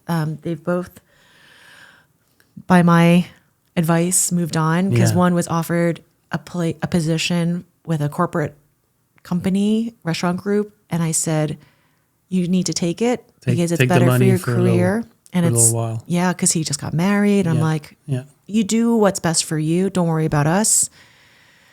To my detriment, because he was a great, person to have on my team. And then same thing with my sous chef. He left restaurants because the pressure, even though it wasn't coming from me, Yeah. he just, But I can see that in your future, you have a happy place that you'll be with the garden. I can see it. really? Yeah. It's my dream. Yeah, yeah. It's my dream. And it's totally, I don't know how you connect that to the city. That's a little, Well, I'm most likely leaving the city. yeah. I just, right now, just full transparency, I am my mother's caretaker. Yeah. So when my father passed, which I won't go into like all the nitty gritty details, it was my mother, my maternal grandmother, who helped raise us. We took care of my grandmother until her passing. And if her passing is any indication, I would say it was her life and the way she lived that I hope to provide for my mother the same, which is a stability, Yeah. simplicity in the life. My mother, I hope you get to meet her someday. She's unlike any person you'll ever meet, just a ball of love. And yeah, I could talk about her for hours. I would suggest we leave it at that, because Yeah. we do have a section of the show which is rapid fire. True. We want to ask you questions about Okay. different topics. Okay. Different topics. Okay. But before we go there, I'm speaking for Chris here. We would love to go to your restaurant and eat. Oh, yeah. Before anything else. For me, No like doubt that would about be that. like a personal, the bucket list thing Yeah. to go with you too. If I could like fall asleep in the car and wake up when I arrive at the restaurant, That's totally possible. skip all the Yeah. stress of the traffic, I'll be really content if there's a way to. The border is Induce this. 7 minutes, so we can do, Yeah. because at the border we need to wake up. We can do 7 minutes, and then we can do 5 hours sleep. Do it. Yeah. Please. Yeah, I I'd think love we'll to have you. organize it. Yeah. I'd love to have would you. too. And I will shout out a couple of farmers and farms in New York that if you can, just look at what they're up to, and Yeah. and perhaps there's a connection, and maybe they come up. But there's some incredible farms in New York on Long Island that yeah. nobody knows about. Wow. You hear about the Hudson Valley and the Catskills, Yeah. but I had the great privilege of working on the North Fork of Long Island, and you kind of feel like you're transported to Italy, because you would never think that this is New York. It's very secluded in a way, Long is. Island, just because it's to get there. You have Yeah. to go And is there through New because York the City. Italian Yeah. families that were there before, or not really? I don't know the history, like that far back in the history, but I do know that all of Long Island used to be farms. Yeah. Did you ever meet Scott Chasky? I have not. He's a farmer in Long Island. He was on the podcast. What's the name of his farm? Yeah, Longley? Was it why am I Longley? forgetting it? Is it that? Not sure. It's one of the oldest CSA farms in the country. Oh wow. Okay. It really Guy, should be on the tip white of my beard. tongue, but I'm missing it. beautiful. Okay. Beautiful, man. Yeah.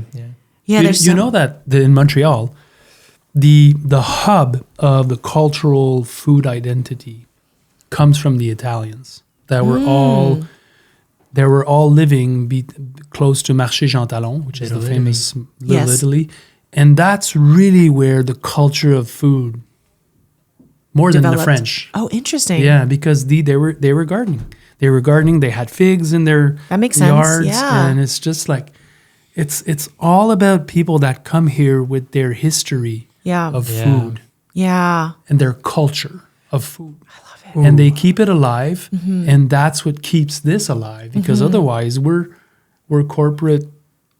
I would like You to know, ask something about desert. this topic. I had thought about it prior. It's just the idea of the connection of ethnic cuisine and immigrant communities to local farms, or lack thereof, I should say, in the sense that, like, I used to go to a Oaxacan restaurant in New Brunswick, New Jersey that I adored, but I was also really into farming at that moment, and I was on my farm, and we were kind of snobbish about our food, like eating only local and only good stuff and avoiding any of the mass-produced stuff. And I loved the food because it was so authentic and homey, and like you just felt like these were real people serving their community. Like we were, you know, the white kids showing up, but it was really like a true, authentic restaurant in that sense. But I also knew that it was kind of unfortunate that I'm sure they couldn't source good ingredients because the prices were going to be too high. They needed to keep it really, really low. Sure. And I think that's a very common story in lots of like ethnic immigrant community cuisines. Absolutely. And it's sad because these people deserve to eat the best food too. And yet in order to eat to their kind of cultural heritage, they're stuck sourcing really bad ingredients. And I think it's like an interesting niche and problem to solve in our world of small scale farming. Absolutely. For there to be these kind of cultural or ethnic driven farms that are producing food for a particular Demographic. and like being able to have the highest quality locally produced ingredient at a Vietnamese restaurant. One piece of that puzzle, Chris, is that you still make money growing vegetables. Even if you're not making a lot, it's still, you can grow something, especially if it's a specialty produce. If you're an immigrant or whatever, you're just like somebody, you're growing something and you can sell it. Not that there's something there that is part of the puzzle. You don't need to go through the whole corporate loop. Yeah. So if you can sell directly to a local restaurant, even if it's not hyped, and still make some money. And I think that can somehow piece its way back up. I have a battle in my own spirit when it comes to access. Okay. I think that you're absolutely right that immigrant communities don't have access to local farm-raised produce because they're looking out for their bottom line too, right? So one example being in New York City, there's Chinatown, there's Little Italy, there's all of these ethnic communities, and the immigrants, the first generation that came through, they're trying to make it. They're establishing their families and they have their businesses, and there is something to be said about micro economies. There's sure. something that I kind of was adjacent to, meaning my parents were a little bit different in that my father was educated in Seoul, Korea, got his master's at NYU. Very different than a lot of immigrant stories where you come and you work a blue collar job, whether it's a dry cleaner, a nail salon, a grocery store. There are these sort of common industries within immigrant families. And the ones who are in restaurants, and I think that's why being second generation, I was somehow taught in my upbringing that working in a restaurant is not admirable. You're working class, and it's not something that you aspire towards. So in some ways, I might be considered a failure in certain people's eyes, right? Like, oh, she did not become a doctor and she's a chef. It's all relative, right? Yes, very relative, because yes. I would not say that. No, exactly. And so, but getting back to the topic of immigrant ethnic cuisines and how they source and what's available to them, and to provide for your community authentic food, and I can only speak for Korean Americans or Asian Americans, Vietnamese Americans, you're cooking to feed your community. Yeah. And you want it to be accessible and not cost prohibitive. Yeah. But then you combine that with restaurants and second generation cooks and chefs who are growing up in restaurants in New York, you're mindful of the business aspect of it, right? So if I'm going to source from farms, I'm not going to undercut my farmers and say, well, hey, Sean, can I get, cabbage for half that price? Never. I will always pay full price to my farmers, my local farmers who are putting in the blood, sweat, and tears to grow these vegetables. If I'm going to haggle, I haggle with my vendors where I get my lemons and limes and things from far away. Distributors. Yes. And distributors, exactly. Yeah, the middleman. But then I have to be a savvy business person and look at the numbers and say, well, how do I charge appropriately for the dishes that I'm creating to a demographic that may or may not think it's an appropriate price? So Asian food has historically been considered cheap. Yeah. So if you go out and you want to have a bowl of pho, you can go to Chinatown and get a $10 bowl of pho. My bowl of pho is anywhere between $22 and $25. That's okay for me. Yeah, Well- I can handle that price. yeah. But that's very expensive. Is it? I think so. I mean, what people associate with Asian noodle dishes, Yeah. right? Yeah, they're used to. And I'm a product of New York City being not rich. And so I remember what I could afford as a 20-something-year-old. I'd go to Mamoon's and get a $3 falafel sandwich. Yeah, Mamoon's. Do you know it? Oh, Mamoon's. They also opened in New Brunswick and in Princeton. Oh. I know they started in New York, though. Oh, yeah. So that's like, Lebanese cuisine. when I was in high school, college, like I can get Mamoon's falafel sandwich for $3. I could also go to a slice shop and get a pizza for $1.25 and, like affordable food. Yeah, that's back in the days. Yeah, we Yeah. were trying to get a meal for under $5. Exactly. Was the goal. And I remember those days of having a meal for $5. Yeah. So I can't. That's like kind of crazy now. Yeah, but But- it's there's inflation and all the things, but people can eat in New York City for cheap. You can still go to Chinatown and get a dozen dumplings for $8. You can eat under $10 and be satiated. People go on food crawls all throughout New York City and see how much they can eat with $20 in their pocket. And it's possible, but then you have to beg the question and ask, where is are it they, sourced? Yeah. where is it coming from? Yeah. What are you, and the thing is, I will never ever be in a position to shame or put down places that are putting out the best food that they can put out. Maybe they weren't exposed to local farms. For sure. Everybody learns from somewhere. Yeah. I didn't know any better until Food Inc. and watching God, and reading and learning. But once again, food should be a common denominator amongst all people. It should be accessible. It should be,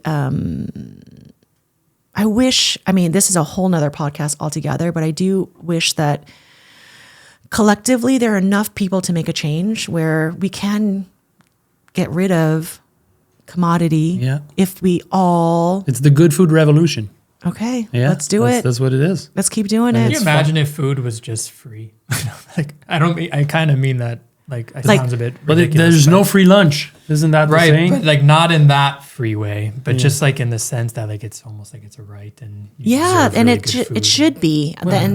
And getting back to that, I'll just quickly highlight another really super inspirational person. You've obviously heard of Noma in Copenhagen. Their former head chef Dan Giusti, he has since left restaurants and has created this incredible program for getting chefs in schools and institutional places. And you think about the most vulnerable population in our country are children and elderly, and the access to good food that they have is so limited. And it's all kind of tied into big ag, right? Like you get, how much is it? He will have to share those statistics, but it's like $1.75 per child for school lunch. It's ridiculous. Like, what can you make with $1.75, right? Like A hot dog. and where is that hot dog coming Yeah, from, right? The worst of the worst. But, he's bringing back sort of scratch cooking to kitchens, to public schools. So much work to do there. So much work. And he's been doing it now for yeah. almost a decade, and mad respect. There's so much respect in that sector. And There's I tried a lot that. of hurdles. At my farm, we tried to do a program with public schools. And I mean, just because they have to buy from like certified Yep. sellers that store their vegetables in a certain way. So we did a thing with a grant from the USDA where we went in to do a tasting of asparagus, but we couldn't provide our own asparagus from our farm because it didn't meet their criteria, the bureaucratic red Yeah. tape, so to say. And yeah, that was quite like, wow, this is like, there's a lot to change just to be able to do something that seems so simple. Anyway, But remember, guys, we're doing it. yeah, We are part of that change, and it is happening. And we must remind ourselves of that. And when we travel, we see other places, we're like, oh, this is happening. Yeah. And then that's happening. And then that's happening. But that's the beauty of this podcast. I was telling Chris yesterday, you'll never know the people you're reaching and inspiring other people who are quietly doing their thing in their corner of the world to know, hey, I'm not alone. Yeah. And that's so important because you're making an impact. And I really, really mean that. Let's move to rapid fire, and let's perhaps not on air, but let's find a date when we're going. Yay, Yes, please. Because I really am excited about that. Me too. So, rapid fire or slow fire, as we sometimes call it as well. My first question is, what is your ikigai? Ooh. New one. Do you know what that means? No, Have you tell heard me. This? You do know. He knows. I asked it because I know you know what it is, and we were introduced to that concept by a guest on the podcast. And then I saw it somewhere on your Instagram, and I was like, you know ikigai. Yeah. So And tell us what it is. there are a number of sort of Japanese philosophies that have come onto my radar, and kind of what we were talking about earlier of like knowing your purpose. And that's what a lot of young people are looking for. And I think ikigai, I'm sure I'm going to butcher the actual definition, but it's that combination of knowing. Can I look it up? My understanding is it's what gets Yeah. you out of bed in the morning. Yeah, It's Sort like of. kind It's of your a bit of- purpose, but like- I'm not. No, there is an even actual description that I just don't want to. Sure. Is it okay? Jeff Catch. Yeah, Jeff Catch. Oh, is did what you know I met introduced me. him? No. Oh yeah. Well, it makes sense. Why not? You're How on a crazy farm. is this? So last summer, I told myself, and so I don't know how, I'm sure as a farmer, you plan the year in advance. Usually in November, my business partner and I get together and we'll plan the next year by quarter. And we also are mindful of when is it realistic for us to take a little bit of time off, if possible. Last year, I got time to go to Japan for the first time of my life. Beautiful. Whoa. Tick that off the bucket list. And then I really wanted to get out to this farm. Jeff Catch was there. And Oh, wow. we were sat next to each other during dinner. Wow. And Jeff Catch being the CEO of Rodale. yeah, I mean, what an interesting. Yeah, he's a great guy. I mean, I wish I had more time, to be honest. And He's a great guy. he seems like, Genuine, great. Yeah. He's really a force. and I think that's part of the beauty of me listening to your podcast is hearing the backstory of certain people and how they got to where they are. Like, there's no rhyme or reason to how I got here. It's just more of like, I had a lot of grit. Yeah. But getting back to ikigai, I'm sorry, I know this is rapid fire, so I should probably All right. try and keep it short and sweet. Just so that whoever's listening, and if they are even remotely curious, it's described as a reason to wake up in the morning. The modern framework for it, or Western interpretation, is that it's a combination or overlap of what you love, what brings you joy, what you're good at, so what is your strength, what the world needs, so the service, and what can you be paid for, sustainability. So that, So what is your ikigai? And maybe try to elevator pitch that, because that actually sounds like a bit of a big question. Maybe too big. it's too big. I feel like Okay, well, what's your little ikigai? Your in the moment ikigai. Like, what are you excited about? Like in the next 6 months, a year? Yeah. I'd say the only way I think I can describe it is a little bit of being a curator / coach in the sense that You're happy to be like you. Who's that on the? Like you helping your sous chef move on. People that's right. being like that. I mean, I think That essentially my purpose, Yeah. part of it is, I don't know. I love people, and I genuinely love to hear who are you? How did we intertwine? Even if it's just a stranger. Like we were in an Uber in Montreal, and our driver was just making chit chat, and we got to learn so much about him and where he came from, and storytelling like that is very attractive to me. And I think naturally I'm drawn to people who have story. Everyone has a story, right? Then combine that with hospitality. Okay, next question. I need to talk to you after because I think you're a great listener. I think you'd be a great podcast host. You actually would Yeah. be a good podcast host. Because it's something to tell the story, but you need somebody to listen to it. And I think you'd be good at that. That's true. Yeah, That's I very think true. that could be like the third floor of that little restaurant with the garden, Yeah. and you'd have a studio at the upper. Look, I'm here. You guys have built it already. You see it now. That's all you got to do. Replicate it. But it's fun. Like storytelling is so important, and everyone has a story. Like, Yeah. and I think it's, Even if you don't want to have a story, you you have to. have a Yeah. story. Everyone has a story. Unless you have amnesia. You forgot it. What's a book you've read multiple times? Multiple times.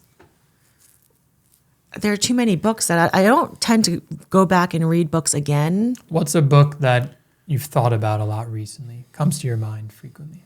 Oh, well, I went through a season of, have you heard of Simon Sinek? Yeah, of Yeah, course. he has a book on leadership that I listened to on Audible during my commute that was very, very, very good, and it helped me a lot as I was. Once again, earlier we were talking about imposter syndrome and feeling like when you're not good at what you do, and I still struggle with being a chef in that I don't even like to call myself a chef in comparison to my predecessors and people I respect deeply, because I'm still learning. What do I know? I learned a few things along the way, and I'm still not there yet. I have so much more to learn.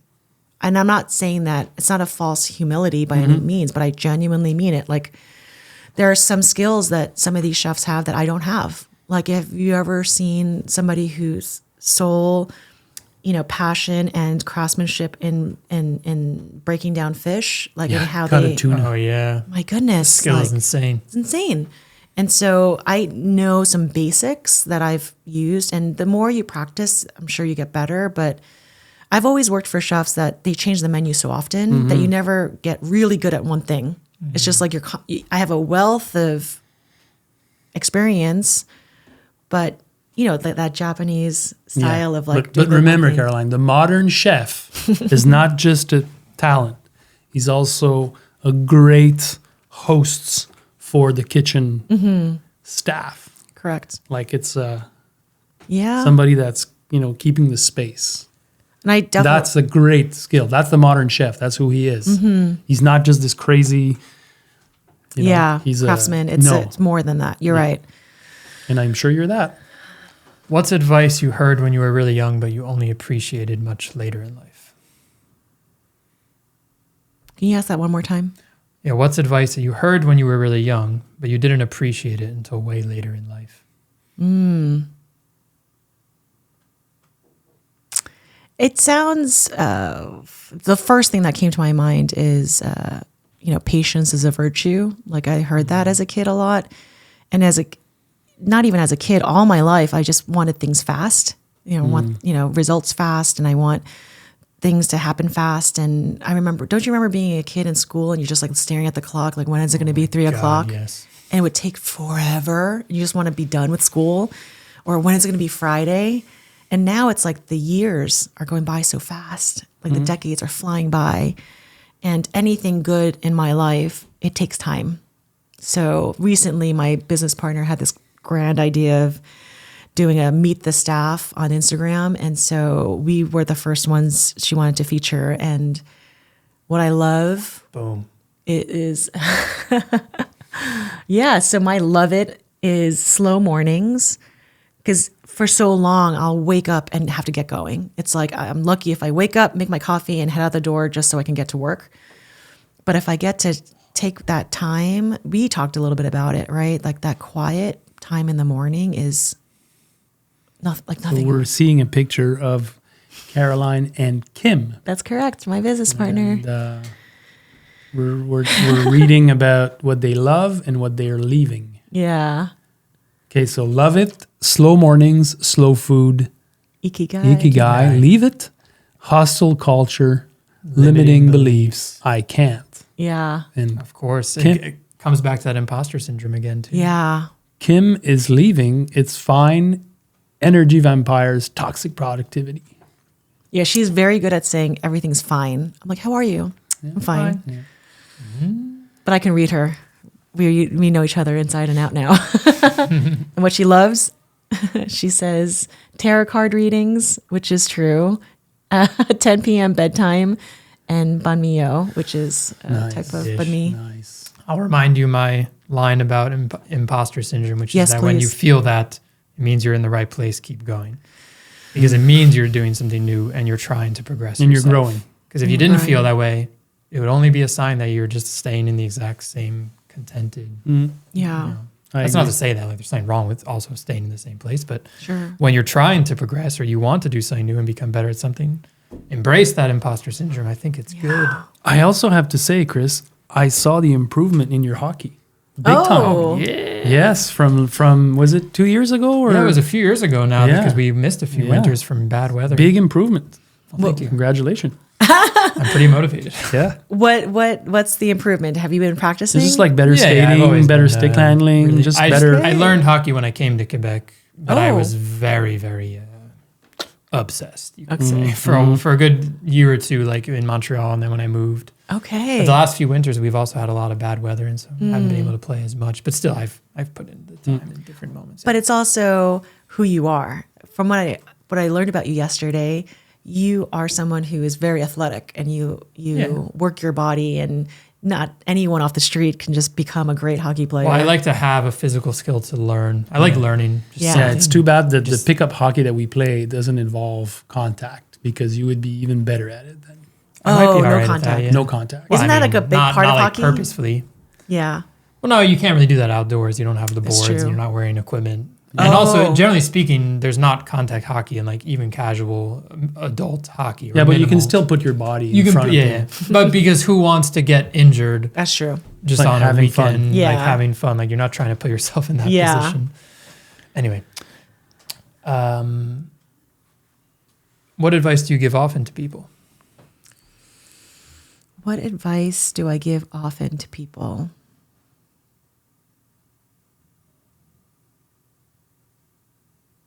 Oof, I don't know. That's a hard one. And you can always pass if you would rather. The first thing, once again, that comes to my mind is because I don't give advice really. Like who do I give advice to? I guess my cooks and staff at the restaurant. I find myself saying this often. Remember what it feels like to be new, right? Because I know the people who've been gracious to me when I was learning something. Somehow, some way, at some point, somebody will get to a point where you are good at what you do and you know a lot and you expect everyone has the same knowledge. And when you encounter someone who doesn't, don't make them feel like an idiot, you know, and be patient. And I think patience, that's being gracious, you know, and I remember feeling that way even when I was young. I'm a late bloomer in life. A lot of things I learned late. Thought of a book for you. A book called Late Bloomers. Ooh. It's all about people that, like bloomed essentially in their 40s, 50s, 60s. Yeah. And like became incredible, did incredible achievements and started, massive companies and different things. But Ooh. Yeah, I'd love to read it. it's a really good book. But You spring these things out of your. I listened to that one in my car back in New Jersey a long time ago. oh, okay. Oddly enough, I thought I was a late bloomer. And, I was probably like 26 or 7, but I was just, because I like to try new things, I always had this feeling like, oh, I didn't do it when I was 17. Like some people, they've been on the exact same track always. Yeah. And then, anyway. No, but that totally makes sense where, it's all relative. Somebody, like, I feel like I came into cooking very late, right? In reality, it is late at 30, 31, 32, Yeah, somewhere it's in not there. usual. But then even going back in time, all my life, it's just everything's later. Like you were talking about how college kids are like doing all kinds of like partying, whatever. I didn't party in college, actually. You partied later. Way later. I didn't get drunk for the first time until I was 29. Oh my God. Wow, that That must have been so funny. It was hilarious. Must have been so funny. Oh, Well, at least you were a bit more mature. Drunk for it. at 29 for the first time. Wow. I think I was. I'll tell I was you- done being drunk by that age for sure. I've got some other shocking stories I can share off. We're running 2 hours. Yeah, yeah. Oh, So wow, the production's going to be. Okay, I'll try to keep it to 2 or 3 more. What's an emotion that you understand more than all the others?